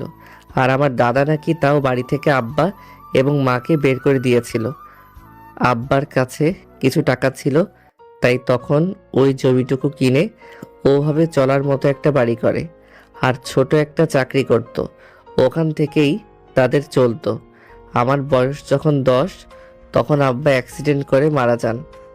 তারপর থেকে আমি কাজ করে যেমনভাবে পারি তেমন সংসার চালিয়েছি। কখনো খেতে পেয়েছি ঠিকমতো, কখনো পাইনি। তোমরা দেখি অনেক কিছু সহ্য করছো। আম্মু বেশি কষ্ট সহ্য করেছেন। আচ্ছা, তুমি কি তোমার নানির বাসার কাউকে চেনো, বা তোমার দাদার বাসার কাউকে? না, আমি কখনো দেখিনি, তো চিনব কিভাবে? চিনলে বলতাম যে আম্মু আর আব্বুকে এমনভাবে কষ্ট দেওয়ার জন্য প্রতিশোধ নিয়ে নিতে। কেমন আব্বু আর আম্মুকে কষ্ট দিয়েছে, মেনে নিলে কি এমন ক্ষতি হতো? ছেলে মেয়ে সুখে থাকলে তো বাবা মায়ের সুখে থাকার কথা। আরে ওগুলো বাদ দাও, ওগুলো করার প্রয়োজন নেই। তবে সুযোগ পেলে আমিও ছাড়বো না। শুনেছিলাম তোমার নাকি একটা বয়ফ্রেন্ড ছিল। না, আসলে ছিল একটা প্রতারক শালা। 2-1 দিন পর পর টাকা চাইতো। টাকা কোনো ম্যাটার না, তবে একদিন অন্য বেডির সাথে আমার সামনে ধরা পড়ে যায়। সেদিনই ব্রেকআপ করে নিই। আমি তো তোমাকে এমনি মিথ্যা বললাম। কিন্তু আমি সত্য কথা বলতাম। তবে আগেই বলে দিচ্ছি, আমাকে এটা নিয়ে খোঁচা বানা। আচ্ছা ঠিক আছে, বললাম না কিছু। তোমার কেউ ছিল না, মিথ্যে বলবা না। আমার তো মনে হয় তোমার একটা না বেশ কয়েকটা গার্লফ্রেন্ড ছিল। আপনার মতো একজন ছিল, শালি চাকরিজীবী আর বড়লোক ছেলে দেখে আমাকে ভিখারি বলে গেছে। তুমিও কিন্তু এটা নিয়ে খোটা বানা। আচ্ছা ঠিক আছে, তবে এই বেটিকে ধন্যবাদ, তোমাকে রেখে চলে গেছে, তাই এখন তুমি আমার। আচ্ছা, ওরে এবং ওর বরকে একদিন ইনভাইট করি, কি বলো? যখন পার্টি দিরা তখন না হয় করা যাব। আর তোমার বয়ফ্রেন্ডও জমে যাবে, ডাকবা তাহলে আরো জমে। ঠিক ঠিক। আর আজকে এমনভাবে গল্প করে করে রাত কাটাবা? আরে সেটাই তো। আচ্ছা ট্রাই ইট বলেই এক লাফে উঠে দাঁড়িয়ে গেছি। আমার এমনভাবে উঠাতে ঘাবড়ে গেল। আরে তেমন কিছুই হয়নি। তাহলে এমনভাবে উঠলে কেন, কোনো সমস্যা? না তো, তবে দেখি বলেই ইরাকে কোলে তুলে নিলাম। কি হলো, এমনভাবে তাকিয়ে আছো কেন? না, আসলে এখন অনেক লজ্জা করছে। রুমে চলো, সব লজ্জা নিজে গুটিয়ে পালিয়ে যাবে। কোলে নিয়ে চলে এলাম রুমে। বুকে মুখ লুকিয়ে রেখেছিল। এসে বিছানায় বসিয়ে বললাম, এমনভাবে রুম কবে কে সাজিয়েছে? কাজের লোক দিয়ে সাজিয়ে দিয়েছি। আচ্ছা, সেটা বড় কথা নয়। বড় কথা হচ্ছে আমার কিন্তু অনেক লজ্জা করছে। আচ্ছা, নতুন জীবনের শুরুটা কি ভালোভাবে শুরু করা বেটার না? তোমার কথা ঠিক বুঝলাম না, বুঝিয়ে বলো। নামাজ পড়ে নতুন জীবন শুরু করি। আচ্ছা তুমি নামাজ পড়ো? মা কিন্তু নামাজ না পড়লে সহ্য করতে পারে না। আমি যে এত বড় হবার পরে কত মাইর খেয়েছি তার ঠিক নেই। না, তবে আম্মুর থেকে সব শিখে নেব। আচ্ছা, যখন ও মন ভাবে বলছো, তখন চলো নামাজ পড়ে নেই। তারপর দরজা লাগিয়ে অজু করে নামাজ পড়ে এলাম। এরপর ওয়াশরুম না একটা আস্ত রুম বুঝলাম না, সেটা বড় কথা নয়। তারপর অজু করে এসে নামাজ পড়ে ঝাঁপিয়ে পড়লাম ইরার উপর। ঠোঁট থেকে শুরু করলাম, তারপর আস্তে আস্তে কাঁধে, তারপর না, তারপরে আর কিছু নেই। কিছুক্ষণ পরে দুজনের শরীরে উপর একটা মাত্র চাদর, শরীরে কোনো পোশাক নেই। এই চলো না, আরেকবার হয়ে যাক। একেবারে কথা নেই, কাজ বেশি। তারপরে কিছু কিছু আর কি। পরের দিন সকালে, এই ওঠো গো, সকাল হয়ে গেছে। দেখো গিয়ে আম্মু রান্না বান্না শুরু করেছে। আমি রান্নাঘরে গিয়ে দেখি উনি রান্নাঘরে। হাত ধরে টান দিবে নখের উপর ফেলে দিয়ে বললাম, তুমি রান্নাও করো? যে রাধে সে চুলো বাঁধে। আমার খাবার আমি নিজে রেঁধে খাই। কপালে একটা চুমু দিয়ে বললাম, বাহ ভালোই তো। আমি ভাবলাম হয়তো এগুলো তুমি তোমার কাজের লোকজন করে। আমি আমার নিজের কাজগুলো নিজে করি। এখন ছেড়ে উঠে ফ্রেশ হয়ে নাও। ছাড়ো ছাড়ো। ছেড়ে দেওয়ার জন্য কি এমনভাবে ধরেছি নাকি? আচ্ছা আসো আরেক রাউন্ড গেম খেলি। আগে জি না, এখন কোনো কিছুই হবে না, ছাড়ো আমাকে। আরে ছাড়ো না। একটু টেনে ঠোঁটের সাথে ঠোঁট মিলিয়ে কিস করতে লাগলাম। একটু পরে ছেড়ে দিতেই ছি, বাসি মুখে কিস করলো। ছাড়ো বলছি, ছাড়ো। আরো শক্ত করে টেনে উপরে শুয়ে বললাম, আমি তো ছাড়ছি না। দরজা খোলাই আছে, কাজের লোকজন এইদিকে কেউ আসবে না, কিন্তু আম্মু তো ডাকতে আসতে পারে। ছাড়ো বলছি, ছাড়ো। আরে ছাড়ো না। রাতে এত দুষ্টুমি করেও এখন আবার শুরু করেছে। কে শুনে কার কথা? ঠোঁটে একটা চুমু দিয়ে বললাম, মা রান্নাঘরে আছে, আসবে না? যদি চলে আসে? আরে থুর, ওঠো না তুমি। আচ্ছা ঠিক আছে, ছেড়ে দিলাম। কিন্তু ছাড়ার আগে আবার ঠোঁটে ঠোঁট লাগিয়ে কিস করতে শুরু করি। একটু পরে ছেড়ে দিয়ে বললাম, যাও এবার আমিও উঠে ফ্রেশ হয়ে নেই। গতকাল পোশাক নিয়ে এসেছিলাম, ওগুলো নিয়ে ওয়াশরুমে এসে ফ্রেশ হয়ে বাইরে এলাম। মা টেবিলে সব খাবার রেডি করে রেখেছে, তারপর সবাই মিলে একসাথে খেয়ে নিলাম। আম্মু আপনার প্রয়োজনীয় সব কিছু নিয়ে এখানে চলে আসেন। আমি ড্রাইভার এবং 2জন লোক পাঠিয়ে দিচ্ছি। আপনি বলে দিবেন কি কি নিবেন, কাজের লোকজন গাড়িতে তুলে দিবে। আমরা একটু কলেজের দিকে যাব, তাই না হলে আপনার সাথে যেতাম। আমি ওইখান থেকে কি নিব? আমার মেয়ের তো এখানেই সব কিছু আছে। তাও কিছু স্মৃতির জিনিস থাকে না, আব্বুর হয়তো রেখে যাওয়া স্মৃতি থাকতে পারে। আচ্ছা ঠিক আছে। আর তোমরা কলেজে কি জন্য যাবা? আপনার ছেলের কি পড়াশোনা শেষ হয়েছে? কম করে হলেও গ্র্যাজুয়েট সম্পন্ন করতে হবে। আমি যেখানে পড়াশোনা করি সেখানে ভর্তি করিয়ে তারপর আসব। কোন কলেজে? তানিশা যেখানে পড়াশোনা করে ওখানে? আম্মু, খাবার কিন্তু বেশ মজাদার হয়েছে। আসসালামু আলাইকুম ম্যাম, কেমন আছেন আপনি? ওয়ালাইকুম আসসালাম, আলহামদুলিল্লাহ ভালো। আপনি কেমন আছেন? আলহামদুলিল্লাহ ভালো। আপনারা কেমন আছেন? আলহামদুলিল্লাহ ভালো। আপনার খবর কি? আজকে মনে হচ্ছে খুব খুশি খুশি লাগছে। আপনাদের দেখে অনেক ভালো লাগছে, তাই খুশি লাগছে। ধন্যবাদ মোশাররফ সাহেব, আপনার বোঝার জন্য। এমন একটা দিন উপর পেয়েছি এবং সামনেও পাবো। আমি আজকে আমার অফিসে যেতে দেরি হতে পারে, আবার নাও যেতে পারি। আপনি গিয়ে আজকে সব কিছু সামলে নেন। ওকে ঠিক আছে ম্যাম, আমি তাহলে এখন অফিসে গেলাম। মোশাররফ সাহেব চলে গেল। আমি আর ইরা খাওয়া শেষ করে রেডি হয়ে নিলাম। দরজা লাগিয়ে ইরা গিয়ে তার পোশাক বের করলো। পোশাকটা নিয়ে ড্রেসিং টেবিলের সামনে এসে দাঁড়ালো। দেখি গাউন খুলছে। এই, তুমি কি আমার সামনে সবকিছু খুলবে? সমস্যা কোথায়? তুই তো নাকি? অন্য কেউ তো আর এখানে নেই। রাতে সব কিছু দেখে এখন ঢং করো কেন? চোখ বন্ধ না করে শুধু দেখতে থাকো। আমার বউ তো দেখি অনেক রোমান্টিক। বহু এমন রোমান্টিক থাকলে কি আর চাই। আচ্ছা আমি দেখছি। পোশাক খুলে ছায়া ঢং পরে শুয়ে পরে শাড়ি পরতে পরতে বলল, নাও আমাকে শাড়ি পরাতে সাহায্য করো। ওকে। উঠে গিয়ে হাঁটু গেড়ে বসে নাভিতে একটা চুমু দিলাম। ইরা একটু কেঁপে উঠলো। এই এসব কি হচ্ছে? এখন একদম কোনো দুষ্টুমি হবে না। আচ্ছা দাও। তারপর শাড়ির কুচি ধরতেই ইরা শাড়ি পরতে লাগলো। আমি মাঝে মধ্যে ওর পেটে স্পর্শ করতে থাকি আর ইরা হাত সরিয়ে দিতে থাকে। শাড়ি পরা শেষ হতেই কুচি ধরে উঠে শাড়ির কুচি গুজে দিয়ে কাছে টেনে কোমর ধরে নিজের শরীরের সাথে চেপে ঠোঁটে একটা চুমু দিলাম। ইরা আমার মুখের দিকে তাকিয়ে আছে। কি হলো, এমন ভাবে দেখো কেন? তুমি তো দেখি আমার থেকে বেশি রোমান্টিক। ওই একটু একটু মন চাইছে এমন ভাবে জড়িয়ে ধরে রাখি। ইরাকে ঘুরিয়ে পিছন দিকে জড়িয়ে ধরে আয়নার দিকে তাকিয়ে বললাম, আমার বউটাকে অনেক সুন্দর লাগছে তো। আমার কিন্তু লজ্জা করে। স্কার্ফ আছে না? নীল একটা স্কার্ফ বা হিজাব হলে আমার বউটাকে আরো সুন্দর লাগতো। ও নীলপরি নীলপরি মনে হতো। না আসলে আমার কাছে কোনো স্কার্ফ বা হিজাব কিছুই নেই। কিনে নিতে হবে। চুল থেকে কি সুন্দর ঘ্রাণ আসছে, পাগল করে দিচ্ছে। ইচ্ছে করছে এমন ভাবে জড়িয়ে ধরে থাকি। হয়েছে, এখন আর বেশি প্রেম দেখাতে হবে না, এখন চলো। ওকে চলো। ঘুরিয়ে কপালে একটা চুমু দিয়ে বললাম, শাড়ি ভালোভাবে পরা হয়েছে নাকি দেখি? হয়েছে। আগে মার্কেটে গিয়ে হিজাব নিয়ে পরে তারপর কলেজের দিকে যাওয়া হবে। আগে যে দেখেছে, এখন থেকে শুধু আমার বউকে আমি দেখব, অন্য কেউ দেখতে পারবে না। বোরখা পরতে হবে, শাড়ি গাউন আর সব বাসায় যখন তখন পরবা, আর বাইরে গেলে শুধু বোরখা। আমি শুধু আমার বউকে দেখব। তাই ঠিক আছে জনাব, আপনার কথা মতো এই কাজ হবে। এখন চলুন তো।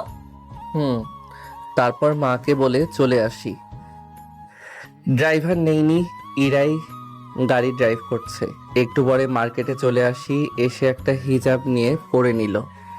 এই এখন অনেক সুন্দর লাগছে, এবার যাওয়া যাক। তারপর আমার কলেজে এসে সার্টিফিকেট থেকে আরও সব কিছু নিয়ে ওর ভার্সিটিতে এলাম।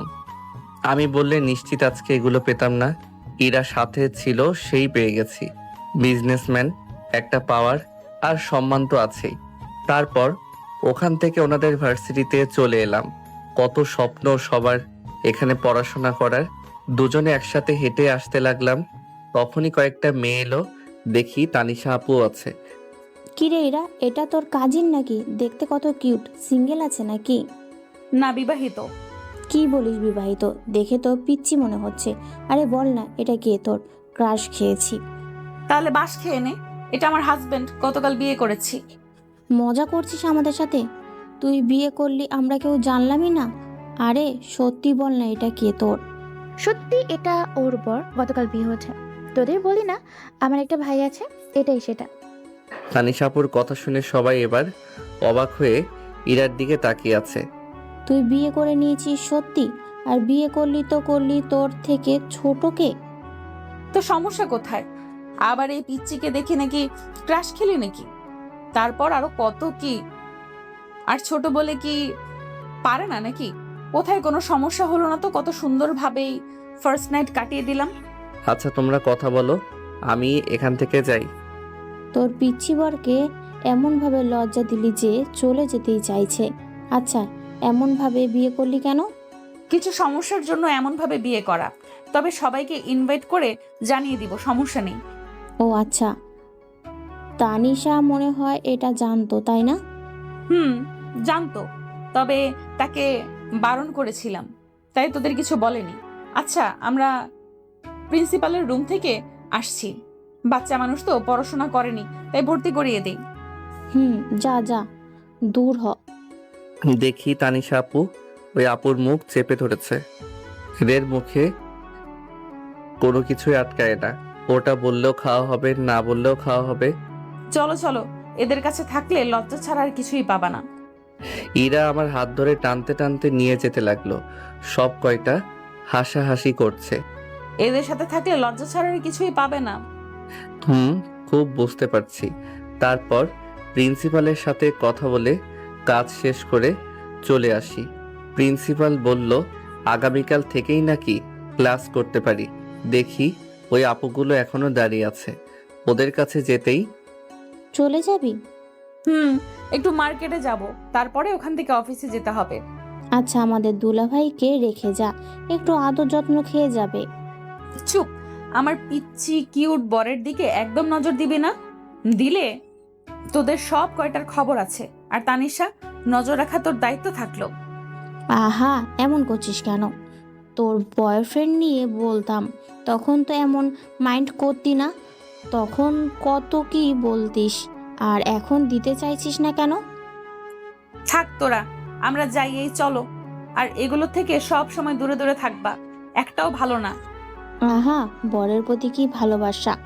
অনেক, বর বলে কথা, ভালো তো বাসবই। এই চলো চলো, অনেক কাজ।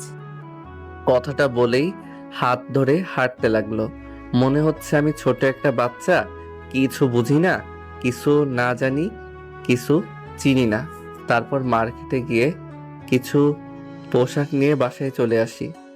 আমাকে বাসায় রেখে ইরা অফিসে চলে যায়। বসে আছি, তখন ফোনটা বেজে উঠল। ফোনের দিকে তাকিয়ে দেখি মাসুম ফোন দিয়েছে। রিসিভ করে বললাম, কিরে বন্ধু, কি অবস্থা? আমার তো ভালো, কিন্তু তোদের কি অবস্থা? আন্টিকে দেখছি সব কিছু নিয়ে কোথায় যেন গেল। ওই যে আমার বউয়ের বাসায়। মাকে কিভাবে যে কনভিন্স করেছে কি জানি। মা আমাদের বাড়ি ছেড়ে আমার বউয়ের বাসায় থাকতে রাজি হয়েছে। আর গতকাল আবার বিয়েটা হয়েছে। বাহ, ভালো তো। সারা জীবন সুখে শান্তিতে থাক, সেই দোয়া করি। আচ্ছা বন্ধু, আমাকে একটা কাজের ব্যবস্থা করে দিতে পারবি না? পড়াশোনা করে ভালো একটা রেজাল্ট করো, তখন না হয় তোকে কোনো ভালো কাজে লাগানো যাবে। তারপর মাসুমের সাথে কিছুক্ষণ কথা বলে ফোন রেখে দিলাম। শুয়ে বসে দিন কেটে গেল। দুপুরে ফোন দিলাম, কয়েকবার রিং হওয়ার পর রিসিভ করলো। কি করো গো? এই তো বসে আছি, এখন লাঞ্চ করব। ও আচ্ছা, দূর ভালো লাগছে না, মা তো বাসাতে ওদের সাথে কথা বলছে, তাই দিন কেটে যাচ্ছে। কিন্তু আমার একা বসে এমনভাবে কাটতে চাইছে না। তাই আগামীকাল থেকে তুমিও ভার্সিটিতে যাওয়া আসা শুরু করবা। হয় টিভি দেখো আর না হয় ফোন। তাহলে তো সময় কোন দিক দিয়ে চলে যাবে বুঝতেই পারবা না। আচ্ছা, তোমার বা আম্মুর খাওয়া হয়েছে? আম্মুর হাতের রান্নাটা মিস হয়ে গেল। এসে খেয়ে গেলেই তো পারো। যেতে আসতে অনেকটা সময় লেগে যায়। আচ্ছা, তোমার কাছে তো ফোন নেই তাই না? টাকা আছে কিন্তু নেওয়া হয়ে ওঠেনি। আমি ভেবেছিলাম একরকম আর হয়ে গেছে আরেক রকম, তাই ফোন কিনিনি। ভেবেছিলাম তোমার কাছ থেকে যেই টাকা পাবো ওগুলো দিয়ে কোনো একটা ব্যবসা করব, তাই ওই টাকা খরচ করে ফোন কিনি নাই। তবে এখন একটা ফোন নিব ভাবছি। ও আচ্ছা, তোমার কি ফোন পছন্দ, মানে কোন ব্র্যান্ডের? বাটন একটা ফোন ইউজ করি, এত ব্র্যান্ড জেনে আমার কি হবে? ওই একটা কম দামের ভিতরে হলেই হয়ে যাবে আমার। বিকেলে গিয়ে ভাবছি কিনে নিয়ে আসবো। থাক, কোথাও যাওয়া লাগবে না, আমি ফোন নিয়ে চলে আসব। আর শোনো না, miss you. I need you. তাই? এত হর্নি হয়ে লাভ নেই। তুমি গিয়ে এখন লাঞ্চ করো, আমিও যাই মায়ের হাতে খাবার খাই। ওকে ঠিক আছে, আমি রাতে আম্মুর থেকে খাইয়ে নেব, সমস্যা নেই। আচ্ছা বাই, খেয়ে নাও। Okay bye. ইরা ফোন কেটে দিল। আমি ফোন রেখে বাইরে এসে আমি আর মা খাবার খেয়ে নিলাম। রুমে এসে দিলাম ঘুম থেকে উঠে ফ্রেশ হয়ে ছাদে এসে দোলনায় বসে আছি চুপচাপ, আর চারপাশে গাছপালা দেখছি। আশেপাশে বসে কিছু ফুল আর ফলের গাছ আছে, ওগুলোই দেখা। এখন বিকেলে পাখিগুলো কিচিরমিচির আওয়াজ করছে, শুনতে ভালোই লাগছে। বাতাসে ফুলের সুবাস কেমন একটা মাতাল করে দিচ্ছে। এমন সুবাস আসছে কোথা থেকে? বাম সাইডে তাকিয়ে দেখি বেশ কয়েকটা বেলি ফুলের গাছ। রাতে তো এইসব খেয়াল করিনি। পাশে ওই রকম ফুল থাকলে কি অন্য ফুলের দিকে নজর যায় নাকি?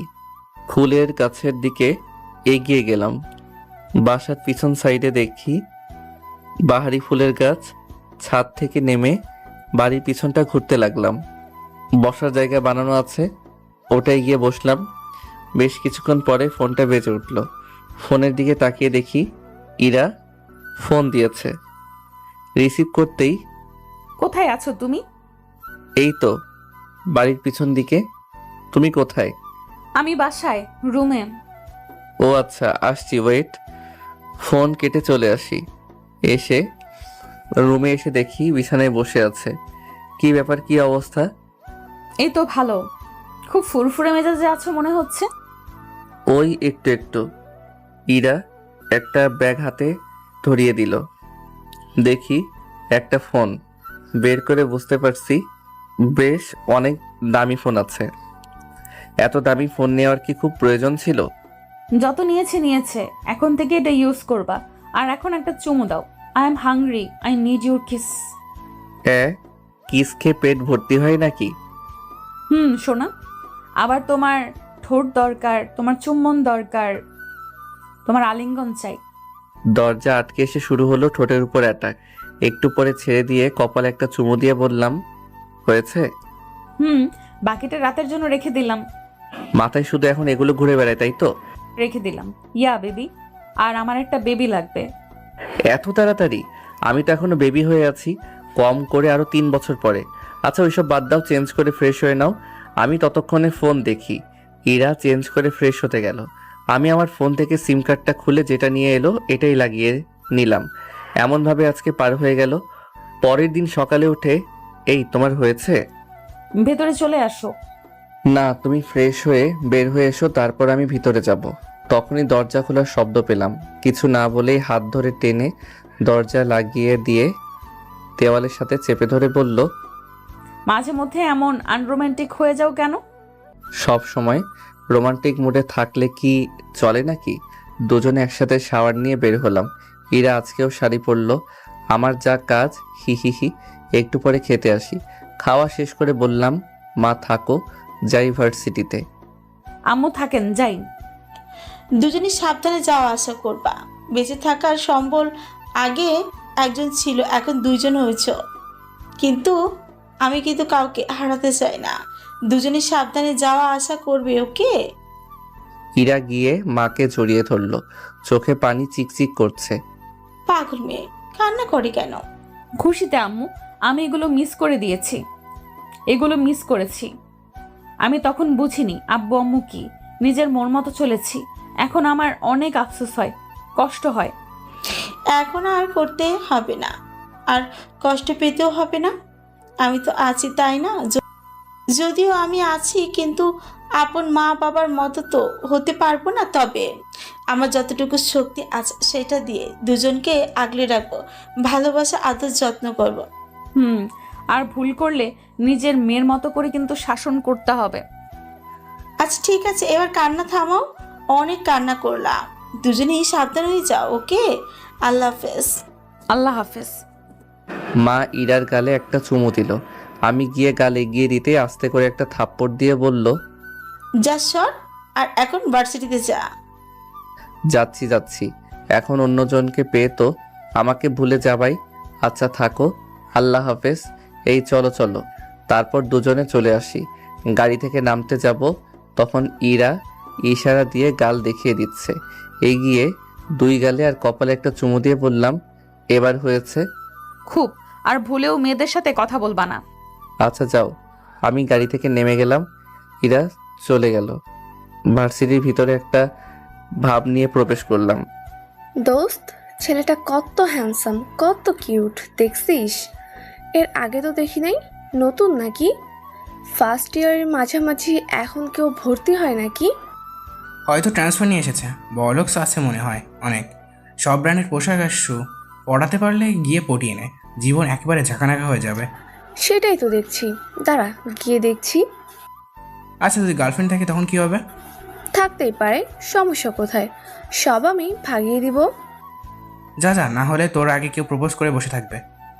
হাঁটতে আসছি, তখন সামনে এসে একটা মেয়ে এসে দাঁড়ালো। এই যে হিরো, ভার্সিটিতে আজকে নতুন মনে হচ্ছে। জি, আজকে নতুন ট্রান্সফার হয়ে এসেছি। বাহ, আচ্ছা, আই লাভ ইউ। প্রথম দেখাতেই আপনাকে ভালো লেগেছে? মুচকি হেসে বললাম, আমি বিবাহিত। বিশ্বাস হলো না? এই বয়সে কে বিয়ে করে শুনি? লাইফ এনজয় করবে, তারপরে বিয়ে শাদী। সত্যি আমি বিবাহিত। বিশ্বাস হলো না? আপনি মিথ্যা বলছেন। সরাসরি বলেন যে পছন্দ না। এমনভাবে মিথ্যা বলার প্রয়োজন কি আছে? আচ্ছা, আপনাকে মিথ্যা বলে আমার লাভ কোথায়? আপনি কত কিউট আছেন, সুন্দর আছেন, কেউ কি রিজেক্ট করতে পারবে? সিঙ্গেল থাকলে তো আমি আপনার প্রস্তাবে এতক্ষণে রাজি হয়ে যেতাম। সমস্যা নেই, তাও প্রেম করব। এই সেমরি, কার জিনিসের দিকে হাত দিচ্ছিস জানিস তুই? জানতে পারলে তোর চোখ তুলে হাতে ধরিয়ে দিবে। আপু, আপনি? আর আমার বান্ধবী ইরাকে তুই তো ভালোভাবেই চিনিস। না চেনার কি আছে? আজ তো একটা গুন্ডি। ওই সিনিয়র ভাইয়াটা কি যেন বলেছিল, তখন এমনভাবে মার দিল যে হাত ভেঙে দিয়েছে। এমনভাবে কেউ কাউকে মারে? কিন্তু আপনার বান্ধবীর সাথে এনার সম্পর্ক কোথায়? এটা ওর বর। সামান্য গালি দেওয়ার কারণে যদি মারে, তাহলে এই দিকে চোখ দিলে তোর কি অবস্থা হবে ভাব। তোর চোখ তুলে তো মার্বেল খেলবে। মেয়েটা আর কোনো উত্তর দিল না, এক প্রকার দৌড়ে চলে গেল। আমার বউয়ের এসব গুণও আছে, না জানি আর কি কি গুণ আছে। তো দুলাভাই, কি অবস্থা আপনার? আমার বান্ধবীকে সুখ দিতে পারছেন তো? তানিশা আপু আছে তাই আপনাকে কিছু বললাম না। উনি আমার বড় বোন বলে কথা, না হলে উত্তরটা ভালোভাবেই দিয়ে দিতাম। আর আপনার বান্ধবীকে জিজ্ঞেস করলে পেয়ে যাবেন। তাই? আচ্ছা বলেন, কেমন আছেন আপনি? আলহামদুলিল্লাহ ভালো, আপনারা? আলহামদুলিল্লাহ ভালো। কিরে, তোর বউ তো দেখি তোকে ভালোই আপডেট করে দিয়েছে। তোর আর আমাকে একটা ট্রিট দেওয়া দরকার। আপনাকে কখন ট্রিট দেয় না বলেন? ওই রকম বড় কিছু দিতে পারি না, কিন্তু আমি আমার সাধ্য অনুযায়ী তো দেই। সেটা ঠিক আছে, এবার বড় কিছু গিফট লাগবে। আচ্ছা, তাহলে স্যারের সাথে কথা বলবো, সমস্যা নেই। স্যার আর আমি মিলে গিফটের ব্যবস্থা করে দিব। কুত্তার থাক, তোর গিফট দেওয়া লাগবে না। আচ্ছা, আন্টি কেমন আছে? শরীরের অবস্থা কেমন? আলহামদুলিল্লাহ ভালো। তোমার বাসার সবাই কেমন আছে? আচ্ছা, ফার্স্ট ইয়ারের কোনটা ক্লাস? সবাই ভালো। 3 তলা সিঁড়ি দিয়ে উঠেন, ডান পাশের রুমটা। আচ্ছা ঠিক আছে, আমি আমার ক্লাসে যাই, তারপর ওখান থেকে ক্লাসে চলে এলাম। বান্ধবী কি হলো, গেলি আর চলে আসলি যে? সুস্থ থাকলে অনেক ভালো ছেলে পাওয়া যাবে। এর দিকে নজর না দেওয়া আমার জন্য সব থেকে ভালো। এমন কথা বলিস কি জন্য? বেডা বিবাহিত, আর ওই যে 4র্থ বর্ষের একটা গুন্ডি ছিল না, ইরা, যদিও কয়েক মাস থেকে ভার্সিটিতে আসে না, ওটা ওর বর। আহারে বাস, কান্দিস না বান্ধবী, তোর জন্য বুইরা কাকু খুঁজে নিয়ে আসবো। শালা ওই গুন্ডি সব ছেড়ে একটা পিচ্চিকে বিয়ে করলো। করেছে তো করেছে, তাতে আমার কি? মনে হয় 1ম বর্ষের, মানে আমাদের সাথেই পড়ে। তাহলে তো বন্ধুত্ব করাই যায়। সেটা যাই। আচ্ছা, ক্লাসে চল। চুপ করে বসে আছে। একটু পরে ওই মেয়েটা এবং আরো কয়েকজন এলো। হ্যালো, আমি নোমান, তোমার নাম কি? আমি আকাশ আহমেদ নীল। আমার বান্ধবী নিধি। এই যে এটা ক্রাশ খেয়ে প্রপোজ করতে গেল, কিন্তু আসলা বাস খেয়ে ফিরে এলো। করি, চুপ করবি তুই? আচ্ছা, ফ্রেন্ড তো হওয়াই যায়, তাই না? ফ্রেন্ড হওয়া যায়। আচ্ছা, আজকে থেকে ফ্রেন্ড, তবে হুট করেই তুই করে বলতে পারবো না, ওটা বলার জন্য সময় দিতে হবে। আচ্ছা ঠিক আছে, আজকে থেকে আমরা বন্ধু। সেই যে আমার ভার্সিটি জীবন শুরু হলো, কিন্তু 3 বছরের মাথায় পড়াশোনার পিছনে বাঁশ গুজে দিয়ে দাঁড় করিয়ে রেখেছি, কারণ আমার কিউট একটা মেয়ে হয়েছে। তাই আমারে অফিসে যাওয়া লাগে বেশ কয়েক মাস থেকে। এই 3 বছরের ভিতরে ঝগড়া, রাগ, অভিমান সব কিছু ছিল। মাঝে মধ্যে মেয়েরা প্রপোজ করলে আমার পরিচয় জানার পর সাহস পাইনি আর কিছু বলতে। বুঝতে পারছি ওর এই ভার্সিটিতে বেশ দাপট ছিল। রাজনীতির সাথে জড়িত আছে কিনা জিজ্ঞেস করাতে বলে, আমার বিজনেস রেখে রাজনীতি করতে যাব কোন দুঃখে? সব পয়সার খেলা, বুঝেছো? টাকা আছে মানে এমপি ওসি থেকে সবাইকে পকেটে রাখতে পারবা। ভার্সিটিতে থাকতে অনেক কিছুই ঘটেছিল, ওগুলো অন্য কোনো একদিন বলবো। অফিসে থেকে এসে দেখি মা, ইরা আর আমার মেয়ে বসে আছে। আমার মেয়ের নাম অনামিকা তাবাসসুম ইম্মো। আমি গিয়ে আমার মেয়েকে মায়ের কোলে থেকে তুলে নিয়ে ইরার পাশে বসলাম। এইগুলো চেঞ্জ না করে বসলে যে? আরে পরে চেঞ্জ করা যাবে, এখন আমি আমার মেয়েকে একটু আদর করে দেই। সেটাই করো। আমাকে তো তুমি এখন ভুলেই গেছো। আমার থেকে মেয়েকেই বেশি সময় দিচ্ছ। যদি জানতাম মেয়ে হবে তাহলে বেবি নিতাম না। আমার ভালোবাসার বেশি অংশের ভাগই বসিয়ে দিয়েছে। তাই না? পাশে তাকিয়ে দেখি মা উঠে চলে গেছে কবেই। সোনা, তোমার এত ভালোবাসবো, আদর করবো রাত 12টার পরে। ভালোবাসা আদর জমে তো রাত 12টার পরে। লাগবে না তোমার ভালোবাসা। তোমার ভালোবাসা তোমার কাছেই রাখো। আচ্ছা ঠিক আছে,